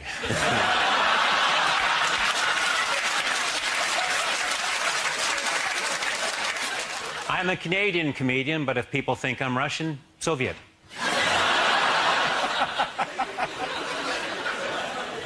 As a gynecologist, I was terrified of vaginas.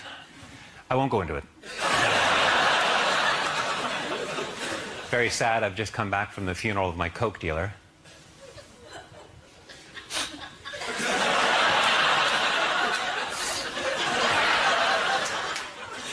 I was fired as a Boy Scout leader. I wasn't prepared for that.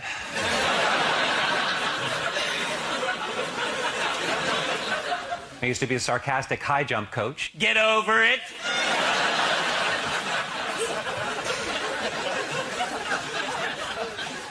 I used to be a professional table tennis player in Southeast Asia, and recently I went back for a big party. Oh, it was a real Hong Kong ping-pong ding-dong.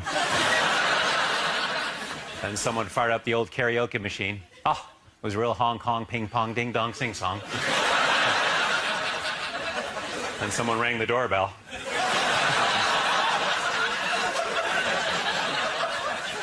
Cops. It was the cops. I used to be a cop. One night a guy asked me if he could urinate on my wrist. I said, not on my watch. Thank you very much. Good night. Thank you very much, Stuart Francis. Points there for Stuart and Rob and Andy. What the hell? Come on. Everyone gets points.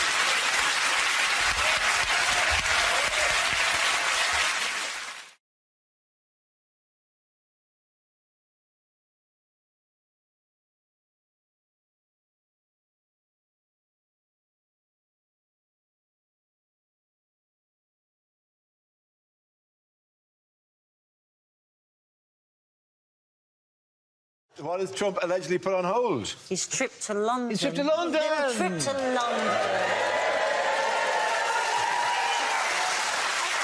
Oh, typical liberal BBC audience. What were you worried about, mate? They're clapping you right now. Yeah. It's a bit sort of weird, isn't it? Is this the man who said he would take on ISIS is not coming because he's scared of a few Guardian readers with placards? He's made a huge mistake as well. He's named the new British ambassador from the US is called Woody Johnson, who is perhaps the most American-named man of all time. You may as well have just got the new ambassador is called Hamburger Gun. The name Woody Johnson is essentially penis penis. Yeah. Oh, double dick rolling into town. Oh, wait, double dick's running late again. Always keeps you waiting, does double dick. The most American man I've ever met was a man who was called Randy Yanker. Genuinely called Randy Yanker. People don't know this, but Hugh used to be a porn star. It was used to be. Yeah. It was huge, Dennis, wasn't that the... You know what? This is a job for a huge Dennis. That's right. And Dennis is a slight misspelling. Yeah.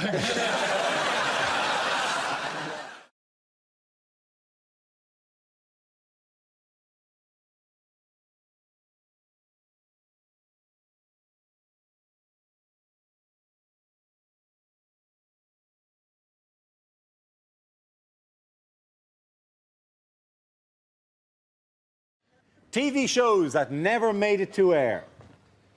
Hi, I'm Bill Oddie, and this is Badger Cull Live. Complicated financial fraud, she wrote. Yes, it's Who Wants to Be a Millionaire? Police, camera, paperwork. Let's see if you can guess who it is in Lloyd Grossman's Through the Arsehole. Celebrity Love Island. Oh, no, Christ, that really happened. You've been shot.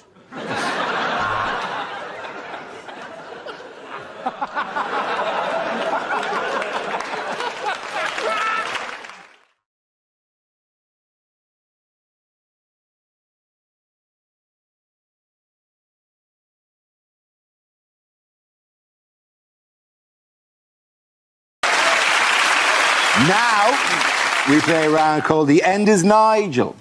This game involves Olga Koch and Nigel Ung. If you could make your way to the performance area, please. This round is a stand-up challenge. I launch the wheel of news, and wherever it chooses to stop, one of our performers will step forward and talk about that subject. OK, here we go. Let's spin the wheel.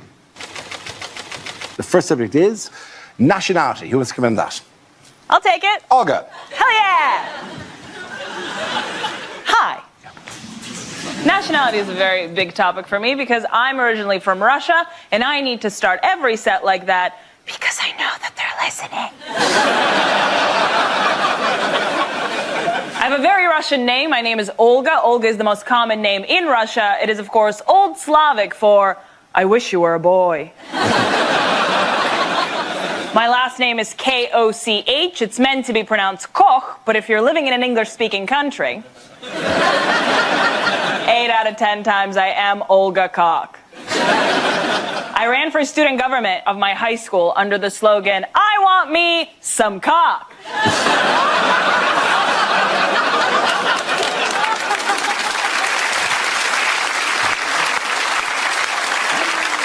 And I won.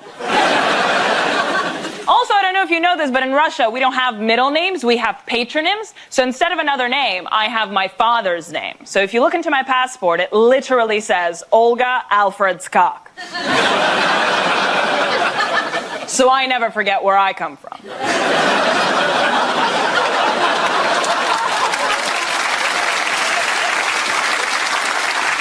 I was born in 1992, shortly after Russia elected its first ever president, which started a very long history of Russian people electing presidents all over the world. Thank you very much.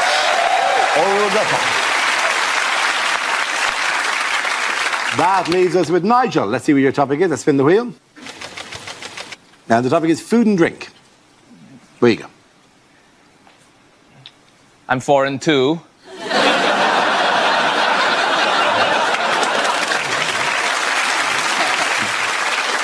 Yeah, I got the immigrants to do it. It's cheaper, you know? I'm from Malaysia originally, and I moved to the UK 4 years ago, mainly for comedy, and so I can drink tap water and not shit myself. Yeah. Favorite part of your country, by the way? Pretty great here, right? Tap water? Yeah. Ironing my shirt today, got a little bit thirsty, just spray some ironing water straight into my mouth. No malaria, nice. When I first moved here, I asked the guy here, like, what's the worst thing you have in your UK tap water? You know what he told me? Lime scale. Well, what the hell is lime scale? Does it give you a headache? Does it make you vomit? He said, no, it just makes the inside of your kettle a little bit white.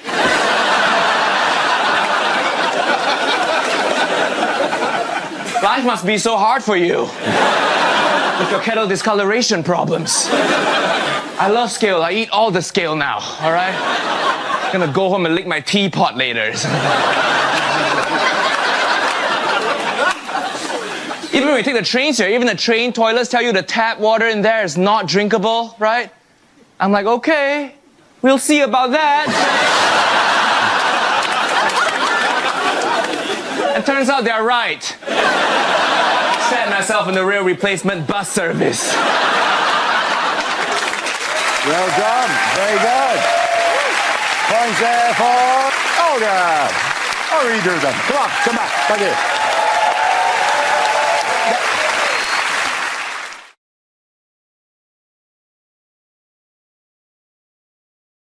you. Lines you wouldn't hear in a war film. We've managed to crack the Germans' code.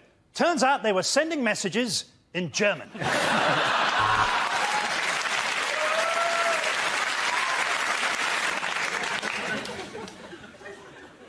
Why are we speaking English?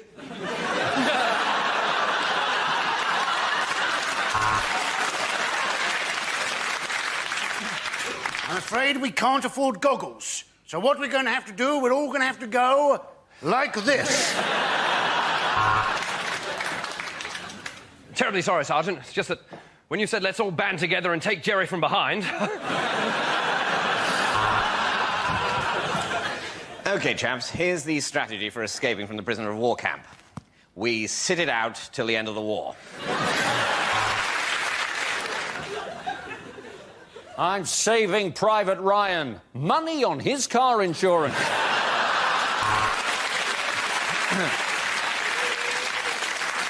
Is anyone else embarrassed that we've all turned up in the same outfit?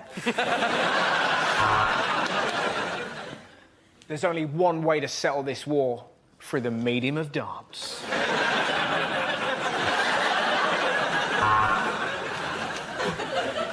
Don't worry, Tommy. I'll make sure she gets it. It's chlamydia, isn't it?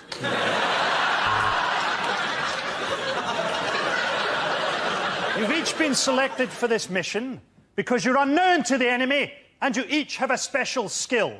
Professor Hawking, John Leslie, Phil Neville, the Wu-Tang Clan, Usher, the Sugar Puffs Monster, and Daniel Day-Lewis. Welcome to Operation Mindfuck. At the end of that round, the points go to Frankie, Hugh and Adam.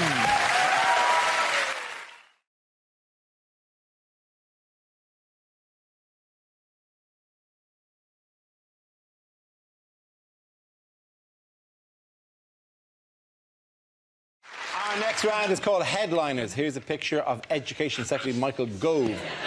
But what does GAEC stand for? Is it Goverton's Elf College?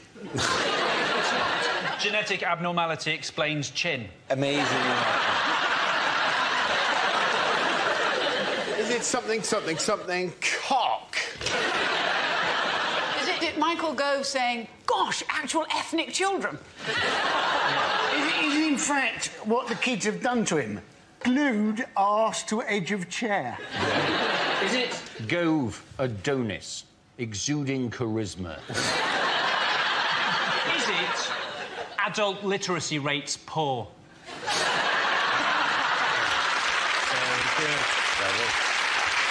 Gollum advises Earth children. Is it Grindr adventure ends catastrophically?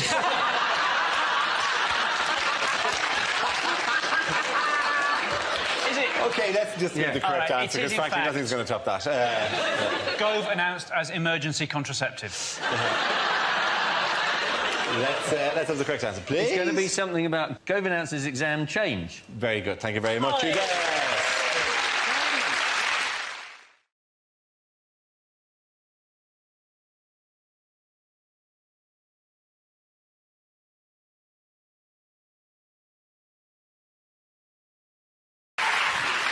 Questions omitted from the British citizenship test. Can you fly a plane? Can you land a plane? Pat Butcher, shag or die?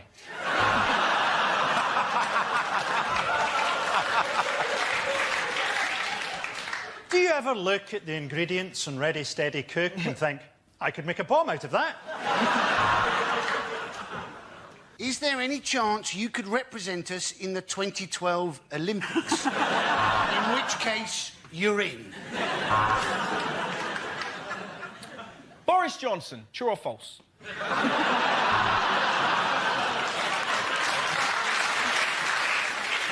Do you like the music of what?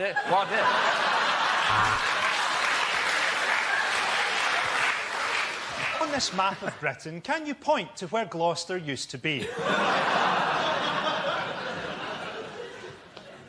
Are you paying too much for your car insurance? OK, let's leave it at that. Point to Frankie, Hugh and Adam.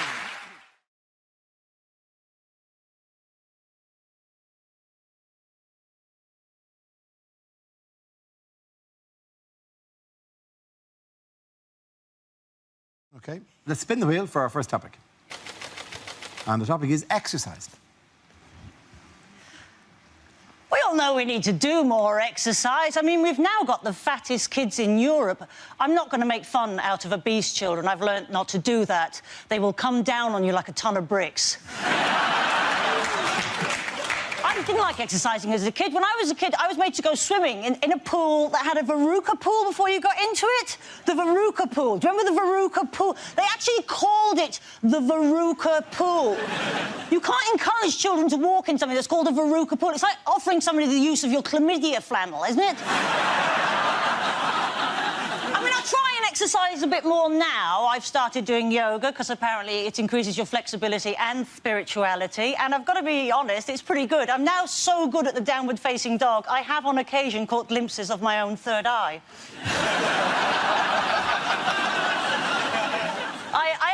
I did a half marathon though a few months ago, which was pretty good. You know, don't be overly impressed, which you're clearly not. But I only finished yesterday, so there's clearly a lot of work to be done. And I I did the run for charity, and I know a lot of people are doing things for charity. You can't just exercise now, can you? You've got to do it for a good cause, and I get a lot of those emails. I know we all do, you know, will you sponsor me? Will you sponsor me? I'm like, what are you doing? I'm flip-flopping up Kilimanjaro for diarrhoea. Pogoing across the Arctic for trapped wind. Are you? Don't do that. I mean, the last London Marathon, it cost me an absolute fortune, because I sponsored loads of friends, right? I gave one friend 20 quid because he was doing it for cancer research, another friend 20 quid because he was doing it for heart disease, another one 20 quid because he was doing it for diabetes. In the end, it was actually cheaper for me to join Bupa.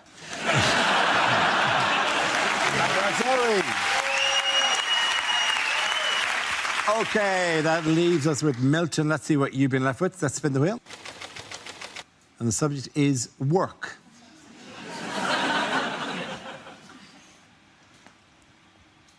I didn't think I'd get a loan from the bank for my knitting business, but when I turned up actually wearing one of the balaclavas...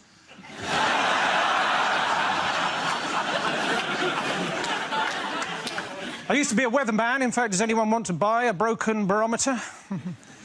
No pressure. If there'd been a mix-up, my uncle could have ended up as the next president of the United States. He's an undertaker in the army, or Barack Obama.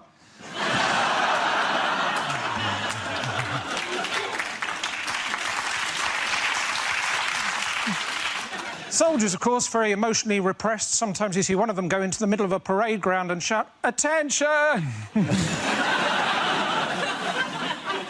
What he needs is a hug. Well, that's what I thought. My dad, he was a soldier, so, of course, as a family, we were always moving around a lot, because he used to use us for target practice. 6 hours I had to wait in the other day for the electrician until he opened the cupboard under the stairs and I was able to leap out at him. I remember when I was a policeman, I was asked to seal off an area and I went... "Arr!"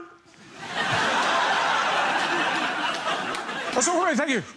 Well done. Points there for Mr. Jones. Come on back.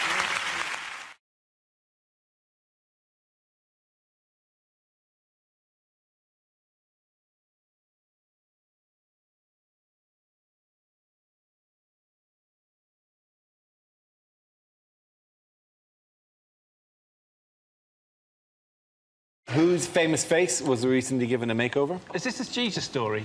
This is the Jesus story. This is like this Spanish woman who tried to restore this painting and just ruined it. She did. Where was it, by the way? It was in... It was in Spain. It was in Spain. I'm trying to Where find... the Spanish ladies are. Yes. And they do dance well. It was in Zaragoza. It was in the Sanctuary of Mercy Church in Zaragoza. That's it. And the authorities were very cross with her, because the only people who are allowed to touch up in a Catholic church are, of course, the priest. Yes, it was a church, the Sanctuary of Mercy Church near Zaragoza, and there is a century-old... You really brought Spain to life for us there. You have to make an effort with foreign names. You can't just be Zeds and... And you say Paris, do you? Zaragoza. Zaragoza. Wanker. Zaragoza.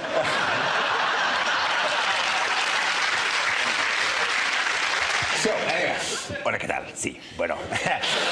See, the worst thing is I do the Spanish accent, it goes Mexican incredibly quickly. There was a fresco in a church in Zaragoza. This fresco was incredibly beautiful. They call it El Guapismo. Anyway, there was a fresco in a church in Zaragoza. Where's the fresco? It's in a church in Zaragoza. In a church in Zaragoza. In a church in Zaragoza. Zaragoza. How old was it? It was a century. It was 100 years old. A whole 100 years. A whole 100 years old. What a story this is. Somebody has touched up a 100-year-old painting on a wall. It was a very quiet week. Zaragoza is a very sleepy town. I think it's much more the case that it was decaying because of where it had been painted, right? And so this is how the fresco looked originally. This is actually a photograph taken some years ago. Now, He was this is the fresco. It's painted by Elias Garcia Martinez. Was that called Equivomo? going for it. I'm going Do for it, every man, time. do it. Right. This is how it looked just recently because the plaster on which it was built had decayed, right? So this is how it looked now. okay. So a nice old lady, a nice Zaragoza lady, went in and repainted it. And just paint up. And this is how it looked when she'd finished.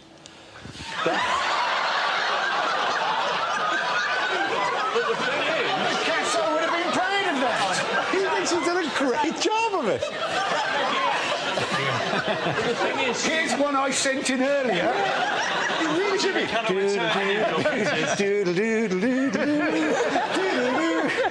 Like old lady, Zaragoza. I am sorry, people of Zaragoza, we cannot return your paintings. Thank you very much for sending them in to Mock Week's gallery. Your paintings because they're painted on a wall in the church. She's actually made Jesus look like a Teletubby. So she also rounded him off as well. Like she twisted it around into the whole thing. She thought she'd done a really good job, though, because everyone that she showed it to went, Jesus Christ!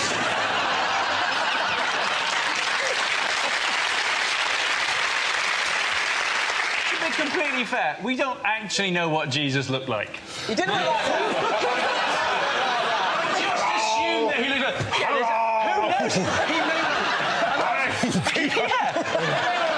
Who knows? I tell you what, This might have been the bit that from the Bible.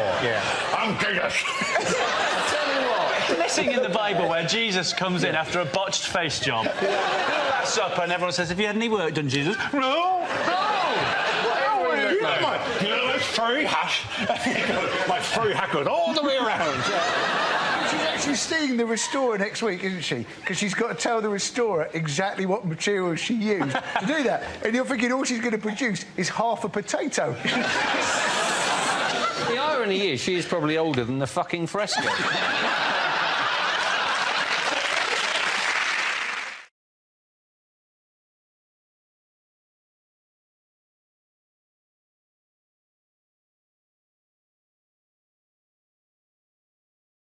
A round called Don't Stop Till You Get a Laugh. This game involves Frank, Andy, Frankie and Russell, so if you could make your way to the performance area, please. This is where we test our performers' stand-up skills. We spin our news generator, it settles on a topic, and anyone can volunteer jokes about the chosen subject. The winners are the people I judge who produce the funniest stuff, OK? Here we go, let's spin the wheel. First topic is parenting. Who wants to come in on that? Andy Parsons. Getting quick. You may have seen that there was a woman gave birth recently who was 72 years old. That's not right, is it? You don't want to be a kid struggling to walk to find out your mum's in exactly the same state. But in this country, it's been more, isn't it? The young people who've been giving birth. Alfie Patton, supposedly a dad at 13 years old. And then they were saying, oh, no, he's not the dad, some people. I don't know what's going to happen to Alfie now. Maybe he's going to have to join Fathers for Justice. Hey, he's probably got a superhero costume, hasn't he? Thank you very much, Andy. OK, let's spin the wheel again. Subject is history. Who wants to come in on that? Frank. Let's do it. Yes, history. I think it's important not to trust history. Don't take things for granted. I watched that film, The Elephant Man, recently, and it suddenly struck me after all these years that the Elephant Man doesn't actually look like an elephant. He doesn't. The Elephant Man doesn't look like an elephant. If anything, he looks like fresh ginger. Now, obviously, if you're putting up posters trying to sell a freak show, you can't say, coming soon, the Ginger Man. Or people are going to think, OK, they're not the best-looking people in the world, but I'm not paying to see one. Now, you can edit history now, right? They've brought it... Scientists have found out which part of the brain contains your bad memories, and they have developed a drug, you must have read about this, that can actually erase bad memories. It's what Ronnie Wood's 20-year-old girlfriend calls the morning after pill. Thank you very much, Frank.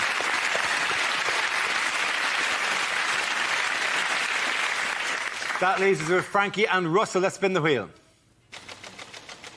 Next topic is Britain's Got Talent. Frankie. Yeah, actually watched this series of Britain's Got Talent, or as I think it should be renamed, How Bored Are Britain's Women and Homosexuals?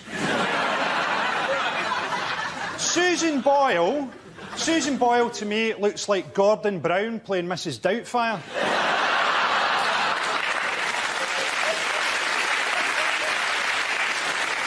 She was on Oprah Winfrey in America and they subtitled her. And people in West Lothian, where she's from, were absolutely horrified, as many of them can't read. She says that she's never been kissed, and on that evidence alone, Scotland's alcohol problems are not as bad as first thought.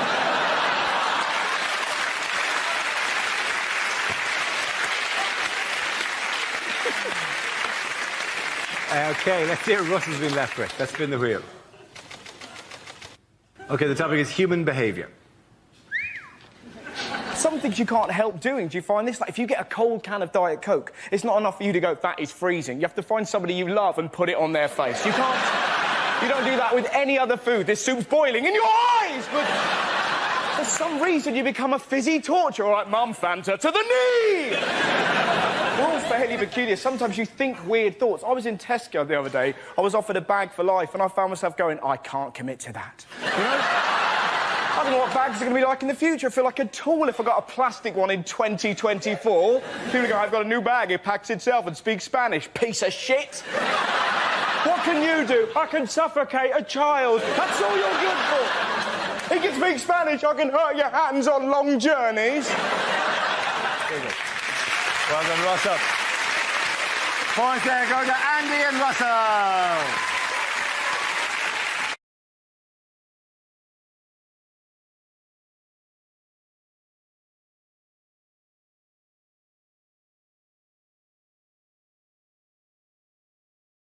OK, you ready? Yes.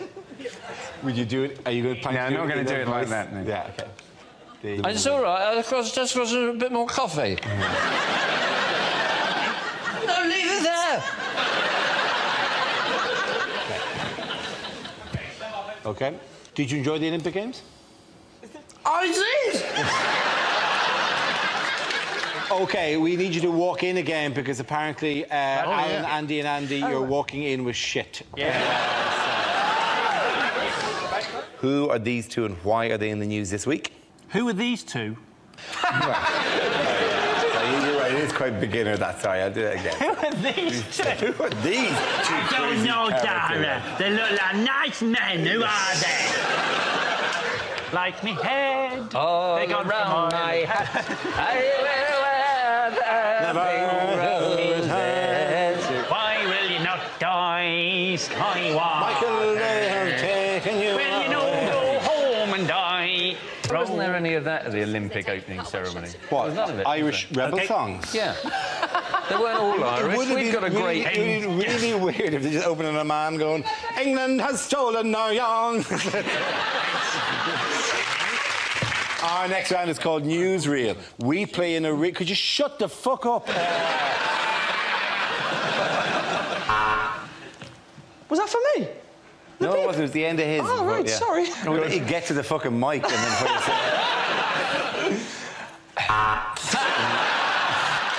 Well, this is the news that Ed Miliband has launched a campaign to make himself better known to voters, embracing his geek image and comprehensive school education. So is this going to make it more appealing? No. OK. Do you know what will make him more appealing? Standing him next to a big pile of shit.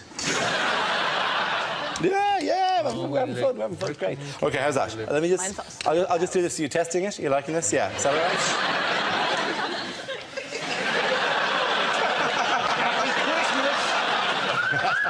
Oh, yeah. Too hot for TV. Yeah. How's that? Happy Christmas. Happy Christmas. This is the DVD your uncle bought you. Yeah.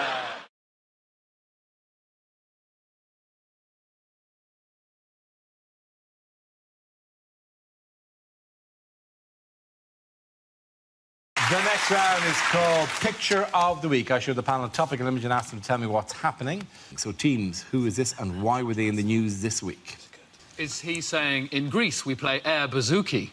I think he's probably saying, that referendum, Alexander, that was a pointless answer.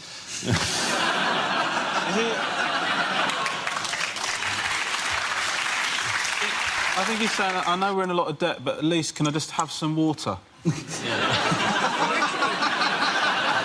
on, people. Come on. I think he might actually be saying the worst thing is that the Germans have made me stand in this top hat. It looks a bit like Angela Merkel's playing the piano while he sings. Sing for me. This is how you shall earn back the money. Yeah. Sing it again. He looks to me, he actually looks at me, and even though Angela Merkel is looking at him, he looks at me like he's just got there. I'm just like, I'll give that a few minutes about it. That's all this Greek food I eat. or he's just going, sorry, can anyone pay for the cabbie? He's just waiting outside. Hurry up, meter's running. He'll explode the light if you don't pay him. Nice to see Angela Merkel letting her guard down, though, isn't it? Okay. Come on, she's chilled out. She's dressed as a minion.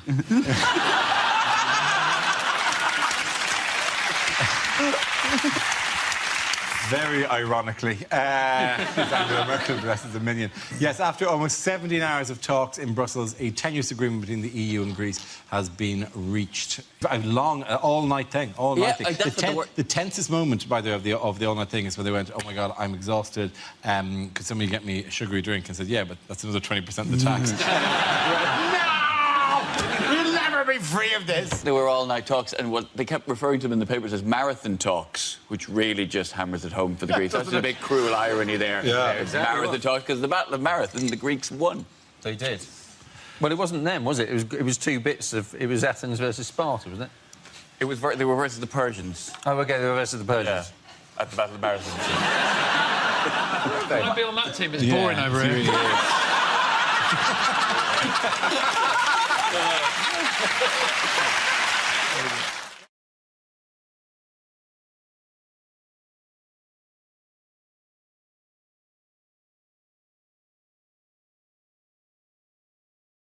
The question I was looking for was, what was Europe's winning score in the Ryder Cup? This is news that Europe's golfers retained the Ryder Cup after producing a stunning comeback in a tense and exciting final day in Chicago. After trailing the United States 10-6 after 2 days' play, they produced an outstanding performance to win by 14.5 points to the United States' 13.5 points. Did you watch it? Yeah, it's brilliant, wasn't it? Yeah. I mean, the course was all set up, of course, for the Americans. They had very long fairways for their big hitters, not too much rough, so as they play their iron shots, and very few female spectators to distract Tiger Woods. Tiger Woods, of course, who lost the foursomes, which came as a surprise because he'd had so much practice. I've never seen such a thrilling game of golf, and I didn't see this one either. Do you love the American names, though? Because that's what I like most about it. Their captain is called Davis Love III. And I thought, that is a great name, but do I need to know that? That you love the third? I mean, I love the 18th, but don't go on about it. I'd like Dara to say it, though. What, Davis Love the Third? Oh, yeah, I know you wanted me to say... Sport. You wanted me to say deterred, and then go dancing with a pig under my arm. Yeah. That is exactly what I want. By the way, the Americans were 10-6 up, which is, till then, historically unassailable, practically away from home. But they had a rousing speech on the night before. Yeah. George Bush. George W. Bush. George W. Bush. On the Saturday night, when it looked like the fight was won, George W. Bush came along and said the fight was won, and then the next day the fight was lost. How unlike George W. Bush to say the fight has been won, and then it turns out it's not. The US team can count themselves lucky they're not still on the course in bunkers doing that with mortars flying over their heads. Yeah, Bush walks out and goes, mission accomplished. Yeah. Cut to 2 years later, well, we hope to get our golfers out of the course some stage. We want to bring them back for Christmas. That's what we're hoping. Who needed a police car to take him to the first tee? Rory McIlroy. Wow, very good. Yes, you're absolutely right. His excuse was that the coverage on the telly was timed as being an hour on Eastern time, when in fact he was in Illinois. So it was an hour. There was an hour's difference. But the fact is, he was still watching the Ryder Cup on the telly. He was still there, going, "Oh, what's on? Golf. I love golf." That's the Where are these people up to? A lot of people standing around looking at their watches. What's I'm playing him today. Where's Rory, when this guy turns up, is he going to be... Wow. Ding! Penny drop. Here's a picture of the European team celebrating their win. Can you sum this up with a phrase or a caption? Yep. What a load of swingers. This is what's happening in the 1970s right now. I think they're twisting again, you know, like we did last summer.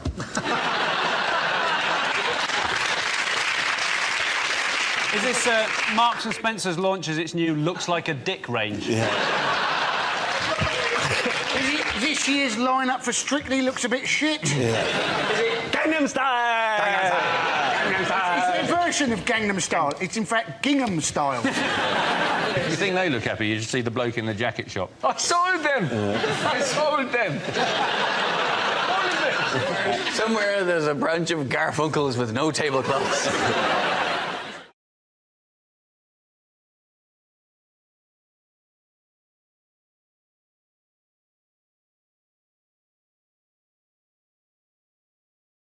The answer is 1,000,000%. What is the question? Is it, what is the blood alcohol content of Amy Winehouse? Is it, after a recent power surge, what did Stephen Hawking say over and over again for 3 days? How much does Max Mosley's blood pressure go up when he smells leather? Is it what increase in population will Kerry Katona be responsible for by the time her womb finally succumbs to the ravages of time and chicken drumsticks?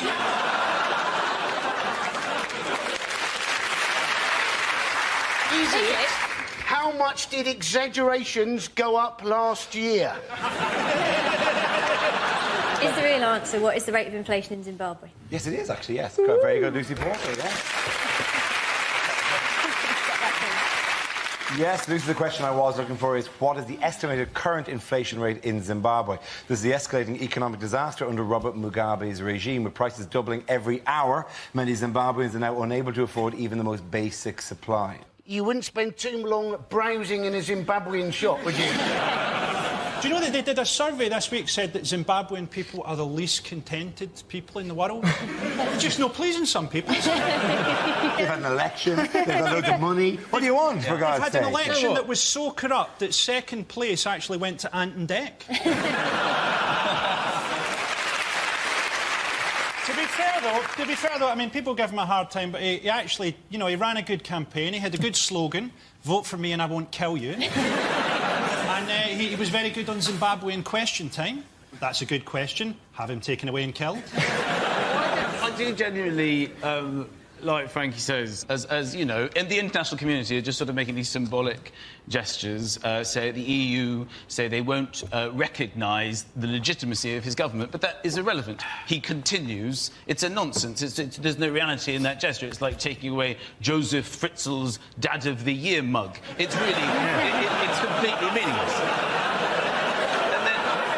And then our big solution to this, as a government, as a nation, as a force, Gordon Brown meets with Cobra to decide it's the big one. We remove cricket. We won't play you at cricket. Like that. Like this is going to, you know, tame criminals. Like you're going to have people being sent down for murder and rape. 2 years, no cricket, suspended, no Scrabble. It's a complete nonsense. No French cricket, no cricket of any time. Like Mugabe's going to react to that. Like he's going to go, I will remove myself from government. I already have 2020 tickets. I cannot...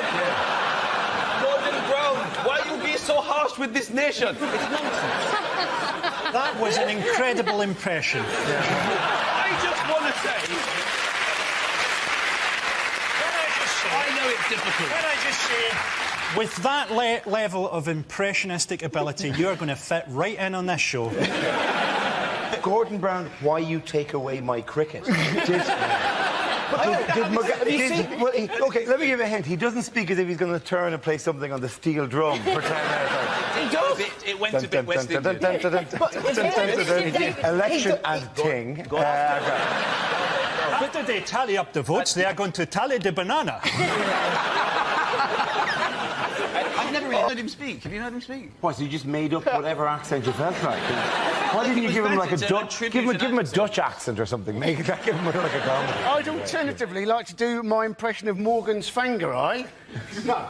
Did you see, though, that he'd apparently gone into hiding in the Dutch embassy? Now, if they know where he is, surely he hasn't gone into hiding. You didn't go, oh, let's play hide and seek, you count to 10, and when you open your eyes, I'm in that tree over there. And let's be honest, of all the places you're going to hide, once the Colombian embassy are too paranoid to open the door, second place is obviously the Dutch embassy, who are always willing to let anybody in case they have pizza. Just come on in, man, it's party time. What's going on out there? That's a Dutch accent. That's great. Better. Very good accent.